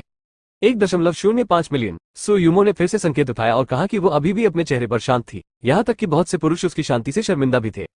और यही वो समय था जब घटनास्थल पर लोग धीरे धीरे सु यूमो को जानने लगे। इससे पहले लोगों ने तियानजियाओ समूह के 2 खूबसूरत मालिकों के बारे में सुना था। हालांकि ऐसे बहुत से लोग नहीं हैं जो वास्तव में उनसे मिले हों। एक तो ये कि वे काफी समय से ऊपर नहीं उठ रहे हैं। दूसरा कारण यह है कि सु यूमो और जी मेंगजियाओ वर्तमान पीढ़ी के लिए एकत्रित हो रहे हैं, इसलिए मेरी इसमें दिलचस्पी लेने की हिम्मत नहीं है। जहां तक पुरानी पीढ़ी के बीच सभाओं का सवाल है, वे पहले योग्य नहीं थे, इसलिए उन्होंने ऐसी स्थिति पैदा कर दी कि लोग उनके लिए प्रसिद्ध थे और एक दूसरे को नहीं देखते थे। लेकिन आज सु यूमो भी इस अवसर का उपयोग घटनास्थल पर मौजूद लोगों को उसे याद करने देने के लिए करती है। वो सुंदरता और प्रतिभा दोनों वाली महिला थी। यहाँ तक कि दूसरी पीढ़ी की कई आंखें सुयुमो की ओर चमक रही हैं। हालांकि कुछ लोगों ने सुना है कि टोंग जियान पहले सुयुमो का पीछा कर रहा है, लेकिन ये सफल नहीं रहा है। हालांकि ये सुयुमो के बारे में दूसरी पीढ़ी की सभी कल्पनाओं को नहीं रोकता है। टोंग जियान की पृष्ठभूमि शक्तिशाली है, लेकिन घटनास्थल पर मौजूद कई लोग उसके जितने बुरे नहीं हैं या उससे डरते नहीं हैं। www.gzbpicom तेजी से अपडेट करें, कम विज्ञापन। बेहतर नॉवल पढ़ने के लिए आप हमारे YouTube चैनल और ऑडियो एक्सप्लेन टेलीग्राम चैनल से जुड़ सकते हैं। 234 मनुष्य बनने का सौंदर्य। 1.2 मिलियन। प्रबंधक युआन ने फिर से कई कीमतें बढ़ा दी हैं। दरअसल वो अब थोड़ा घबराए हुए हैं। हालांकि वो किंगडाओ प्रांत में लैंडर समूह के महाप्रबंधक हैं, लेकिन कंपनी के लिए इस तरह की खरीदारी के लिए उन्हें प्रतिपूर्ति करना स्पष्ट रूप से असंभव है। वो इसके लिए केवल स्वयं भुगतान कर सकता है, इसलिए यदि कीमत बहुत अधिक है तो वह भी व्यथित होगा। सबसे पहले उसने सोचा कि सुयुमो खुद से डर जाएगी, लेकिन अब सुयुमो उससे अधिक दृढ़ लग रही है, इसलिए उसे ये तस्वीर पसंद है। क्या ये तस्वीर इतनी अच्छी है? मैनेजर युआन को नहीं पता था कि पेंटिंग की सराहना कैसे की जाए। उन्होंने जो पेशकश की उसका कारण सिर्फ सुयुमो के साथ प्रतिस्पर्धा करना था। अब उसने जो कीमत पेश की है वो उसके दिल की कीमत से अधिक है, इसलिए उसे स्वाभाविक रूप से दुख महसूस होगा। प्रस्ताव के बाद वो बस 2 शब्द कहना चाहता था, लेकिन उसने सुयुमो से लड़ाई की। कौन जानता है, सुयुमो ने दोबारा पेशकश करने में भी संकोच नहीं किया। 1.3 मिलियन। प्रबंधक युआन, मुझे खेद है, मुझे भी यह चीज बहुत चाहिए। यदि आप वास्तव में इसे चाहते हैं तो मुझे डर है कि कीमत पर्याप्त नहीं है, सुयुमो ने कहा। सुयुमो की शांत उपस्थिति को देखकर हुआंग फैंग को वास्तव में संदेह है कि क्या वो तब तक रिपोर्ट करना जारी रखेगी जब तक कि वो प्रबंधक युआन को नहीं मार देती, जिससे हुआंग फैंग को सुयुमो के वित्तीय संसाधनों की बेहतर समझ हो जाती है, और साथ ही वो अधिक झिझक रहा है। वो नहीं चाहता कि सुयुमो ये अन्यायपूर्ण पैसा खर्च करे। उनकी राय में ये पेंटिंग्स में बहुत सारी चीजें हैं जो उन्होंने स्टोरेज बॉक्स 1 से प्राप्त की है। यह इतने पैसे के लायक नहीं है। यदि प्रबंधक युआन इसे खरीदना चाहता है तो वो उसका अनुसरण करेगा। हालांकि वो नहीं चाहता कि सुयुमो पैसे खर्च करे। युमो, क्या तुम्हें ये तस्वीर सचमुच पसंद है? हुआंग फैंग ने सुयुमो को फुसफुसाया। क्या बात? सुयुमो जिज्ञासु है। निस्संदेह उसे ये पसंद नहीं आया। उसने हुआंग फैंग को ऐसे देखा जैसे उसे ये पसंद आया हो। उसने सोचा कि हुआंग फैंग ने पिछली बार उसे एक हार दिया था, उसे भी उसे कुछ खास देना चाहिए। उससे पहले के कपड़ों की कोई गिनती ही नहीं है। आखिरकार नामांत्र के लिए उन्हें दोस्त के लिए खरीदा गया था। अभी अभी हुआंग फैंग को देखकर ऐसा लग रहा है कि उन्हें ये तस्वीर बहुत पसंद नहीं है। मुझे नहीं लगता कि यह पेंटिंग इतने पैसे के लायक है। बेहतर होगा कि आप ये पैसा खर्च न करें। यदि आपको वास्तव में ये पेंटिंग पसंद है तो मैं आपको कुछ बाद में दे सकता हूँ। हुआंग फैंग ने कहा कि अगर उन्हें अभी स्टार्ट अप फंड की जरूरत नहीं है तो वो ये पेंटिंग सुयुमो को दे सकते हैं। हालांकि भले ही वो अभी ऐसा नहीं कर सकता है, लेकिन उसे भविष्य में स्टोरेज बॉक्स के माध्यम से इस तरह की पेंटिंग निश्चित रूप से फिर से मिलेगी, इसलिए वो निश्चित रूप से भविष्य में सुयुमो भेज सकता है। सुयुमो थोड़ा स्तब्ध है। भले ही पेंटिंग मौजूदा ऑफर के लायक नहीं है, लेकिन इसकी कीमत सैकड़ों हजारों में है। हुआंग फैंग ने कहा कि वो उसे कुछ देंगे। इसकी कीमत कितनी होती है? हाँ, सच कहूं तो ये पेंटिंग मेरे एक दोस्त ने बेची है। इसकी इतनी कीमत नहीं है। सुयुमो को दूर करने के लिए हुआंग फैंग ने गलत तरीके से पैसा खर्च करना जारी रखा, इसलिए वो केवल इतना ही कह सकते थे। तुम्हारा दोस्त, तुम्हें इस पेंटिंग में यही पसंद नहीं है? सुयुमो फिर से दंग रह गई। क्या उसका अनुमान गलत था? मुझे ये पसंद है। मैंने कब कहा कि मुझे ये पसंद है? मुझे नहीं पता कि मैं इन पेंटिंग्स की सराहना कैसे करूं। मैं उन्हें कैसे पसंद कर सकता हूं? हुआंग फैंग भी सुयुमो की बातों से दंग रह गए। ओह, यह सही है। सुयुमो समझ गए कि हुआंग फैंग ने पहले इस पेंटिंग पर इतना ध्यान क्यों दिया। इसका कारण यह नहीं था कि उन्हें यह पसंद आया, बल्कि इसलिए कि यह उनके दोस्तों द्वारा नीलाम की गई थी, इसलिए उन्होंने इस पर ध्यान दिया। ऐसा लगता है कि उसने सचमुच गलत अनुमान लगा लिया। हालांकि सुयुमो ने मैनेजर युआन को बहुत दूर नहीं देखा, लेकिन उसने नीलामी को पूरी तरह से नहीं छोड़ा। भले ही वो पेंटिंग दोबारा नहीं खरीदना चाहता हो, फिर भी वो मैनेजर युआन के लिए कुछ सरप्राइज बना सकता है। 1.5 मिलियन। थोड़ी देर तक झिझकने के बाद प्रबंधक युआन ने एक बार फिर एक नंबर की सूचना दी, जिसने घटनास्थल पर मौजूद सभी लोगों को अपनी जीभ दबाने पर मजबूर कर दिया। हालांकि यह कहा जाता है कि एक सज्जन व्यक्ति वांछनीय नहीं है। युआन को वास्तव में ये पेंटिंग बहुत पसंद है। क्या सू हमेशा अपना प्यार छोड़ना चाहती है? मैनेजर युआन सुयुमो को देखकर मुस्कुराए। ईश्वर जानता है कि उसके हृदय में पहले से ही बहुत दर्द हो रहा है। ऐसी टूटी हुई तस्वीर की कीमत उसे 1 मिलियन युआन से अधिक पड़ी, जो वास्तव में उसे मार रही है। हालांकि अब पीछे हटने की पहल करना उसके लिए आसान नहीं है। आखिरकार उन्होंने अपनी पहल पर लड़ाई शुरू की। यदि उसने पहले हार मान ली तो कल वो पूरे प्रांत के उच्च वर्ग की नजरों में हंसी का पात्र बनेगा। यदि वो किसी महिला से नहीं लड़ सकता, तब भी वो अपने पहले उकसावे की स्थिति में होता, तो उसे अपने सिर पर रखना होगा। प्रबंधक युआन बोली लगाने में अनिच्छुक लगता है। यदि आप इसे वहन नहीं कर सकते तो बोली न लगाएं। सुयुमो ने कहा, मैं 1.7 मिलियन युआन का भुगतान करूंगा। ओह, घटनास्थल पर मौजूद कई लोग धीरे धीरे चिल्ला रहे हैं। उनमें से कई लोग कीमत वहन कर सकते हैं। हालांकि बहुत से लोग ऐसी पेंटिंग खरीदने के लिए इतने पैसे खर्च करने को तैयार नहीं है जो स्पष्ट रूप से इतनी अधिक कीमत की नहीं है। क्या वह मूर्ख नहीं है? हुआंग फैंग भी हैरान है। उन्होंने सुयुमो को यह स्पष्ट कर दिया है। अप्रत्याशित रूप से वो अभी भी इतनी अधिक कीमत मांगती है, यहाँ तक कि वृद्धि भी पहले से अधिक है। मूल रूप से हुआंग फैंग उसे मनाना चाहते थे। हालांकि सुयुमो की अभिव्यक्ति और प्रबंधक युआन को बहुत दूर नहीं देखकर हुआंग फैंग को कुछ समझ में आ गया। यह ज़िमिंगजियाओ है जो चिंतित है। हालांकि वो मैनेजर युआन को बर्दाश्त नहीं कर सकती, फिर भी वो चिंतित हो जाती है जब वो देखती है कि बहन युमो इस पेंटिंग को खरीदने के लिए इतने पैसे खर्च कर रही है। इसका उद्देश्य दूसरों को ये सोचना नहीं है कि वो मूर्ख है। हालांकि सुयुमो ज़िमिंगजियाओ को आश्वस्त करने वाली नजर देती है और ज़िमिंगजियाओ को चुप रहना पड़ता है। हालांकि वो नहीं जानती कि युमो क्या सोच रही है, फिर भी वो अपने युमो पर विश्वास करती है। मैनेजर युआन का चेहरा लाल और सफेद था। वो सचमुच अनिच्छुक था। हालांकि वो स्पष्ट रूप से नहीं चाहता था कि अन्य लोग इसे देखें, विशेषकर सु युमो। वह 2 मिलियन नहीं कह सकता सु युमो के सामने। मैं तुम्हें 2 मिलियन दूंगा। मुझे नहीं पता कि क्या सु में अनुसरण जारी रखने का साहस है। मैनेजर युआन ने पहले ही इसके बारे में सोच लिया है। यदि सु युमो ने पेशकश जारी रखी तो वह हार मान लेगा। वर्तमान कीमत पेंटिंग के मूल्य से कहीं अधिक है। भले ही वह हार मान ले, अन्य लोग यह नहीं सोचेंगे कि उसके पास पैसे नहीं है, बल्कि वह बहुत बुद्धिमान है और वह आसानी से मुसीबत से बाहर निकल सकता है और सु युमो को एक साथ रख सकता है। क्यों नहीं, इसके बारे में क्या? हालांकि प्रबंधक युआन का प्रसन्न मूड अधिक समय तक नहीं रहा, इसलिए सु युमो ने अपना सिर हिलाया और कहा, सज्जनों में एक आदमी बनने की सुंदरता होती है। हालांकि मैं एक सज्जन व्यक्ति नहीं हूँ, क्योंकि प्रबंधक युआन को ये पेंटिंग बहुत पसंद है। यदि मैं इस पर कायम हूँ, क्या मैं मैनेजर युआन को सामने नहीं दिखाऊंगा? आपका क्या मतलब है? प्रबंधक युआन को बहुत पूर्वाभास था। सब फिक्शन ZP.co तेज अपडेट, कम विज्ञापन, बेहतर नवल पढ़ने के लिए आप हमारे YouTube चैनल और ऑडियो एक्सप्लेन टेलीग्राम चैनल से जुड़ सकते हैं। 235 गोलियां का इस्तीफा। क्या प्रबंधक युआन इसे नहीं सुन सकता?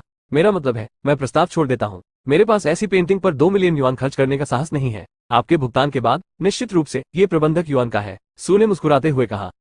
घटनास्थल पर मौजूद सभी लोग पहले तो स्तब्ध रह गए और फिर जोर जोर से हंसने लगे। वे मूर्ख नहीं थे। जरा इसके बारे में सोचे। आप सु युमो का मतलब समझ सकते हैं। वो वास्तव में ये चित्र नहीं चाहती थी। उसने मैनेजर युआन के साथ चाल चली और जानबूझकर उसका अधिक खून बहाया। प्रबंधक युआन स्वाभाविक रूप से समझ गया और फिर उसे लगा कि उसके आसपास के लोग उसे देख रहे हैं। ये किसी मूर्ख को देखने से अलग नहीं था। उसका हृदय क्रोध से भर गया। वह अपनी आर्थिक ताकत दिखाना चाहते थे, लेकिन अब दूसरे लोगों की नजर में वो जनता के प्रतिनिधि हैं। उन्होंने ऐसी पेंटिंग खरीदने के लिए 2 मिलियन युआन खर्च किए, जिसमें अधिकतम 7 लाख या 8 लाख युआन थे। यह कोई मूर्खता नहीं है। हालांकि मैनेजर युआन को बहुत पछतावा है, लेकिन इतने सारे लोगों के सामने उसके लिए यह कहना असंभव है कि उसने नीलामी नहीं ली। उचित प्रस्ताव शामिल नहीं था। यदि उसने ऐसा किया तो वो न केवल जियाशेंग नीलामी घर को अपमानित करेगा, बल्कि पूरे सकल में एक मजाक बन जाएगा, जिसे कभी भी साफ नहीं किया जाएगा। इसलिए भले ही सु युमो उससे नफरत करती हो, फिर भी उसे मुस्कुराकर कहना होगा, बहुत बहुत धन्यवाद जनरल सु। प्रबंधक युआन बहुत दयालु है। हम सभी सहकर्मी हैं। हमें एक दूसरे का ख्याल रखना चाहिए था, सु ने धीरे से कहा। अब हालांकि घटनास्थल पर मौजूद लोग सु युमो को नीची नजर से देखने की हिम्मत नहीं कर रहे हैं। वो न केवल खूबसूरत है, बल्कि मैनेजर युआन की तरह एक युवा बूढ़ी लोमड़ी भी है। भविष्य में जो कोई भी उसे तुच्छ दृष्टि से देखेगा, उसे निश्चय ही हानि उठानी पड़ेगी। बहन युमो, आप बहुत शक्तिशाली हैं। आप देख रही हैं कि वो आदमी रोने वाला है, जी मिंगजियाओ ने मुस्कुराते हुए कहा, जाहिर तौर पर अच्छे मूड में। हालांकि वो निश्चित रूप से प्रबंधक युआन को नाराज करेगा। दोनों पक्ष दुश्मन हैं और इससे अधिक की परवाह नहीं करते हैं। हुआंग फेंग ने अपने दिल में कहा कि जैसी की उम्मीद थी, सु युमो युकिंग के डिजाइनिंग मैनेजर युआन थे। इससे पहले हुआंग फेंग ने कुछ अनुमान लगाए थे, लेकिन उन्होंने युमोकिंग के प्रबंधक युआन के बारे में इतना नहीं सोचा था। बेशक पेंटिंग के मालिक के रूप में हुआंग फेंग बहुत खुश है। कीमत जितनी अधिक होगी, उसे उतनी अधिक आय होगी। 3 बार पूछताछ के बाद भी नीलामीकर्ता ने कीमत नहीं पूछी और अंततः पुष्टि के लिए हथौड़ा मार दिया। प्रबंधक युआन, जो एक और कीमत कॉल की उम्मीद कर रहा था, केवल मुस्कुरा सकता था और अपने आसपास के लोगों से बधाई स्वीकार कर सकता था। वास्तव में यह अनुमान लगाया जाता है कि अधिकांश लोग मन ही मन उस पर हंसते हैं। मैनेजर युआन को लगा कि आज की असफलता बहुत ज्यादा थी। उन्होंने न केवल बहुत सारा पैसा गलत तरीके से खर्च किया, बल्कि दूसरों द्वारा उनका मजाक भी उड़ाया गया। इससे ज्यादा अपमानजनक कुछ नहीं है। उसके बाद नीलामी जारी रहेगी। हुआंग फेंग अच्छे मूड में है और कुछ आराम के मूड के साथ नीलामी को देख रहे हैं। हालांकि हुआंग फेंग की पेंटिंग 2 मिलियन युआन में नीलाम हुई है, लेकिन जाहिर है कि इसके पीछे कई चीजें हैं जो उनकी नीलामी से भी ज्यादा महंगी हैं। नीलामी के अंत में हुआंग फेंग में केवल 4 लोगों तांग मिक्सू को एक चीज मिली, बाकी 3 को ज्यादा कुछ नहीं मिला। हालांकि सु युमो और प्रबंधक युआन ने पेंटिंग के लिए पहले लड़ाई लड़ी थी। हालांकि आखिरकार सु युमो को पेंटिंग नहीं मिली, लेकिन उन्होंने उसे नीचा दिखाने की हिम्मत नहीं की। इसलिए इस समूह की फसल अभी भी अच्छी है। हालांकि सतह पर कोई फसल नहीं है। हुआंग फेंग अच्छे मूड में है। बाद में सु युमो ने हुआंग फेंग से पूछा कि क्या उसे कुछ पसंद है, लेकिन हुआंग फेंग ने नहीं में उत्तर दिया और सु युमो ने दोबारा नहीं पूछा। क्या हम तुम्हें वापस ले जाएंगे? नीलामी घर के दरवाजे पर सु युमो ने हुआंग फेंग से कहा। जब जी मिंगजियाओ ने सु युमो से पूछा तो उसका चेहरा नाखुशी से भरा था और हुआंग फेंग ने स्वाभाविक रूप से वो कष्टप्रद बात नहीं की। नहीं, मैं टैक्सी ले लूंगा, हुआंग फेंग ने कहा। तो ठीक है। सु यू अनिच्छुक नहीं है। उस कार की छाया को देखते हुए जहां सु युमो ने छोड़ा था, हुआंग फेंग ने भावुक होकर कहा, कार होना अच्छा है। हालांकि आज उसने जो पैसा कमाया है उसका उपयोग कार खरीदने के लिए भी किया जा सकता है। हुआंग फेंग ने स्पष्ट रूप से पैसे का अधिक महत्वपूर्ण उपयोग किया है। हुआंग फेंग आखिरकार घर नहीं गए, क्योंकि उन्हें उनकी शपथ ग्रहण पार्टी गो लियांग से फोन आया था। जब हुआंग फेंग बार में पहुंचे तो उन्होंने पाया कि गो लियांग इस बार अकेले नहीं थे। उनकी प्रेमिका जो रोलान उनके बगल में थी। ऐसा लग रहा था कि गो लियांग का मूड खराब था। वो मटमैली शराब पी रहा था, जबकि जो रोलान उसे दिलासा दे रहा था। क्या बात? हुआंग फेंग 2 व्यक्तियों के पास बैठे और पूछा, लेकिन उन्होंने ये भी अनुमान लगाया कि यह उनके काम से संबंधित होना चाहिए। आखिरकार गो लियांग ने उस दिन अपने काम के बारे में कुछ कहा। आइए पहले कष्टप्रद चीजों के बारे में बात न करें और मेरे साथ पिए। गो लियांग ने कहा कि जब गो लियांग या हुआंग फैंग बुरे मूड में होते थे या बहुत दबाव में होते थे तो वे दोनों शराब पीने और बातचीत करने के लिए एक दूसरे को चिल्लाते थे, नशे में धुत हो जाते थे और अगले दिन फिर से काम पर लौटने के लिए आराम करते थे। हुआंग फैंग ने पहले गो लियांग के साथ ड्रिंक लिया, फिर झो रोलान की ओर देखा। जाहिर है वो झो रोलान से पूछना चाहता था कि लियागजी के साथ क्या हुआ। झो रोलान ने भी इसे नहीं छिपाया, वो जानती थी कि गो लियांग और हुआंग फैंग के बीच संबंध बहुत अच्छे थे। झो रोलान के अनुसार हुआंग फैंग भी समझ गए कि वो कैसे वापस आए। दरअसल गो लियांग ने आज इस्तीफा दे दिया। अपने इस्तीफे के अलावा झो रोलान ने भी इस्तीफा दे दिया। हालांकि इस्तीफा दो लोगों की इच्छा नहीं थी। आखिरकार गो लियांग की पदोन्नति लंबे समय तक नहीं चली और उनका भविष्य अभी भी अच्छा है।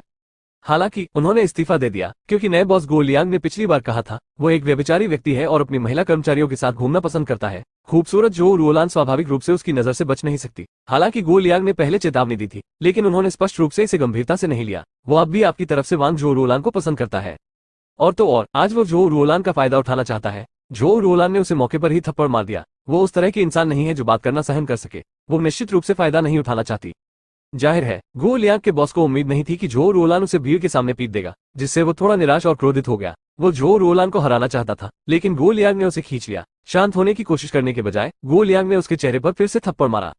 इस व्यक्ति के लिए जो अपनी प्रेमिका के सामने झुकना पसंद करता है जब उसके पास करने के लिए कुछ नहीं होता है और आज वो अपनी प्रेमिका का फायदा उठाना चाहता है, वो स्वाभाविक रूप से विनम्र नहीं होगा। उनकी ताकत बिल्कुल भी छोटी नहीं है और बाद में जो हुआ उसकी कल्पना की जा सकती है। इस आदमी के चेहरे पर लगातार थप्पड़ मारे गए। उसके लिए हार मानना नामुमकिन है। पृष्ठभूमि वाले लोगों के लिए गो लियांग और झो रोलान को एकीकृत करने का प्रयास करना बहुत मुश्किल नहीं है। इसलिए गो लियांग और झो रोलान ने सक्रिय और निष्क्रिय रूप से इस्तीफा दे दिया। सब फिक्शन ZP.co तेज अपडेट, कम विज्ञापन, बेहतर नॉवल पढ़ने के लिए आप हमारे YouTube चैनल और ऑडियो एक्सप्लेन टेलीग्राम चैनल से जुड़ सकते हैं। 236 अपना खुद का व्यवसाय शुरू करना। क्या तुमने सोचा है कि बाद में क्या करना है? हुआंग फैंग ने कहा कि जब उन्होंने गो लियांग को इस बारे में बात करते हुए सुना तो उन्हें अंदाजा हो गया था कि वो इस्तीफा देने जा रहे हैं, लेकिन उन्हें इतनी जल्दी इसकी उम्मीद नहीं थी। अभी नहीं, थोड़ी देर आराम करना बेहतर होगा, गो लियांग ने कहा। हालांकि हुआंग फैंग ये भी जानता है कि गो लियांग का दिल इतना शांत नहीं होना चाहिए। हालांकि उनके परिवार की परिस्थितियां उनके अपने परिवार की तुलना में बेहतर है, लेकिन अच्छाई का स्तर सीमित है। अब गो लियांग का काम भी एक ऐसा काम है जिसमें प्रवेश करने के लिए उनके परिवार ने बहुत प्रयास किए हैं। इसके अलावा गो लियांग और झो रोलान अभी भी प्यार में है। कुछ समय से उनके पास कोई नौकरी नहीं है, जो स्पष्ट रूप से अच्छा नहीं है। इसके अलावा गो लियांग के पिछले अर्थ के अनुसार ये स्पष्ट है कि वे झो रोलान के साथ पैसा खर्च करना और फल प्राप्त करना चाहते हैं, इसलिए उन्हें अधिक धन की आवश्यकता है। अब उनके लिए भविष्य के लिए लड़ने का समय आ गया है। हुआंग फैंग झो रोलान को देखती है और निश्चित रूप से उसे उसके चेहरे पर कुछ चिंताएं दिखाई देती हैं, लेकिन कुछ अपराध बोध भी। आखिरकार यह उससे भी संबंधित है कि उन्होंने अपना काम खो दिया। हालांकि वो ऐसा नहीं चाहती थी, लेकिन आखिरकार यह उससे संबंधित है और उसका दिल भी थोड़ा दोषी है। दोनों की स्थिति देखकर हुआंग फैंग ने अचानक सोचा कि उसने आज रात 2 मिलियन नहीं कमाए। भले ही नीलामी घर से कमीशन काट लिया जाए, फिर भी 10 लाख युआन से अधिक बचे हैं। इसके अलावा पहले रात के मोती को बेचने से अभी भी कुछ पैसे बचे हैं। ये धनराशि उसके लिए एक छोटी फैक्ट्री बनाने के लिए पर्याप्त होनी चाहिए। उस समय गो लियांग और झो रोलान को लाना और एक साथ व्यवसाय शुरू करना एक अच्छा विचार है। इसके अलावा हुआंग फैंग भंडारण बॉक्स में सीवेज उपचार उपकरण के बारे में बहुत आश्वस्त है, जो खराब नहीं होना चाहिए। हालांकि उनके पास शराब बनाने का फॉर्मूला भी है, लेकिन शराब का बाजार एक बार में विकसित करना इतना आसान नहीं है, इसलिए हुआंग फैंग इस बारे में सोचना चाहते हैं। उनका मानना है कि पहले सीवेज उपचार उपकरण प्राप्त करना बेहतर है। हालांकि चीजें तय नहीं हुई हैं। पेंटिंग की बिक्री का पैसा आज नहीं आया है। हुआंग फैंग ने गो लियांग से ज्यादा बात नहीं की, उसने बस उसे सांत्वना दी और उसके साथ शराब पीने गया। गो लियांग ने यह नहीं सोचा कि हुआंग फैंग उसके लिए क्या कर सकता है। आखिरकार वो अभी भी जानता है कि हुआंग फैंग किस बारे में है। उसने हुआंग फैंग को बाहर बुलाया और बस इसके बारे में बात करना चाहता था। इसके अलावा वो शराब पीने के लिए किसी को ढूंढना चाहता था। इस तरह वो अधिक सहज महसूस करेंगे। वैसे मैंने मेन हान का मतलब सुना, वो भी इस्तीफा दे सकती है, झो रोलान ने अचानक हुआंग फैंग से कहा। आखिरकार वो हमेशा अपने दिल में हुआंग फैंग और गो मेंगन से मेल खाना चाहती थी। गो मेंगन झो रोलान से अधिक सुंदर है। गो लियांग के बॉस द्वारा उसे परेशान किया जाएगा। इसके अलावा कंपनी में गो लियांग और झो रोलान के साथ उनके सबसे अच्छे संबंध हैं। अब उनके 2 अच्छे दोस्तों ने इस्तीफा दे दिया है। उसके पास स्वाभाविक रूप से कुछ विचार है। हालांकि गो मेंगन के परिवार की स्थिति बहुत अच्छी नहीं है, इसलिए वो अपने सामने अच्छी नौकरी छोड़ने को तैयार नहीं है, इसलिए वो अभी भी झिझक रहा है। हालांकि झो रोलान को यकीन है कि गो मेंगन जल्द ही इस्तीफा दे देंगे, क्योंकि गो लियांग के बॉस गो मेंगन को जाने नहीं देंगे। हालांकि गो मेंगन थोड़ा नर्म है, वो इस नौकरी को छोड़ने के लिए अनिच्छुक है, लेकिन झो रोलान की समझ के अनुसार वो निश्चित रूप से इस तरह के छिपे हुए नियमों को स्वीकार नहीं करेगी। हुआंग फैंग ने सिर हिलाया। हालांकि वो महसूस कर सकता था कि गो लियांग और झो रोलान के मन में उसे और गो मेंगन से मिलाने का विचार था। वो और गो मेंगन अभी भी सामान्य दोस्त हैं और वे केवल एक दूसरे की देखभाल करने की पूरी कोशिश कर सकते हैं। हुआंग फैंग के निवास पर वापस जाने पर उसे भंडारण बॉक्स में कुछ भी नया नहीं मिला। हालांकि हुआंग फैंग का मूड बहुत अच्छा है, क्योंकि पेंटिंग आज शाम उनके लिए 1 मिलियन युआन से अधिक लेकर आए है। लेकिन जियाशेंग नीलामी घर अभी भी बहुत कुशल है। अगले दिन हुआंग फैंग को कार्यालय पहुंचने के तुरंत बाद जियाशेंग नीलामी घर के प्रबंधक वेन का फोन आया। उन्होंने कहा कि पैसा मंगवाया गया है और हुआंग फैंग से इसकी जांच करने को कहा। हुआंग फैंग के दिमाग ने अचानक काम करना बंद कर दिया। उन्होंने सुयुमो से छुट्टी मांगी और कंपनी छोड़ दी। एटीएम पर अपना बैलेंस चेक करने के बाद हुआंग फैंग अच्छे मूड में थे। उसके बाद हुआंग फैंग ने सीधे गो लियांग को कॉल करने में संकोच नहीं किया। इस आदमी ने कल रात कम शराब नहीं पी थी और उसका मूड भी अच्छा नहीं था, इसलिए वो कल रात थोड़ा नशे में था। जब हुआंग फैंग ने उसे बुलाया तो वह उठ गया। आप मुझसे क्या करवाना चाहते हैं? 20 मिनट बाद गो लियांग और हुआंग फैंग मिले और कुछ संदेह में पूछा, आप वास्तव में पतनशील नहीं होने जा रहे हैं, क्या आप हैं? वर्तमान को देखते हुए गो लियांग, जो आत्मा में थोड़ा उदास है, ने हुआंग फैंग से पूछा, ये कैसे संभव है? क्या मैं उस तरह का व्यक्ति हूं जो कठिनाइयों से आसानी से हार जाता है? ये सिर्फ इतना है कि मुझे कल रात अच्छा आराम नहीं मिला। मैं कल नौकरी ढूंढ लूंगा। मुझे अपनी क्षमता पर विश्वास नहीं है, मुझे पहले से बेहतर नौकरी नहीं मिल रही है, गो लियांग ने आत्मविश्वास से कहा। हुआंग फैंग को इस बच्चे की क्षमता पर कोई संदेह नहीं है, अन्यथा बिना पृष्ठभूमि के उसे इतनी जल्दी पदोन्नत नहीं किया जाएगा। हालांकि अभी पूरा माहौल बहुत अच्छा नहीं है, अच्छी नौकरी ढूंढना इतना भी मुश्किल नहीं है। हुआंग फैंग ये जानता है और गो लियांग भी यह जानता है। हालांकि वो पतनशील नहीं हो सकता। 1 या 2 दिन का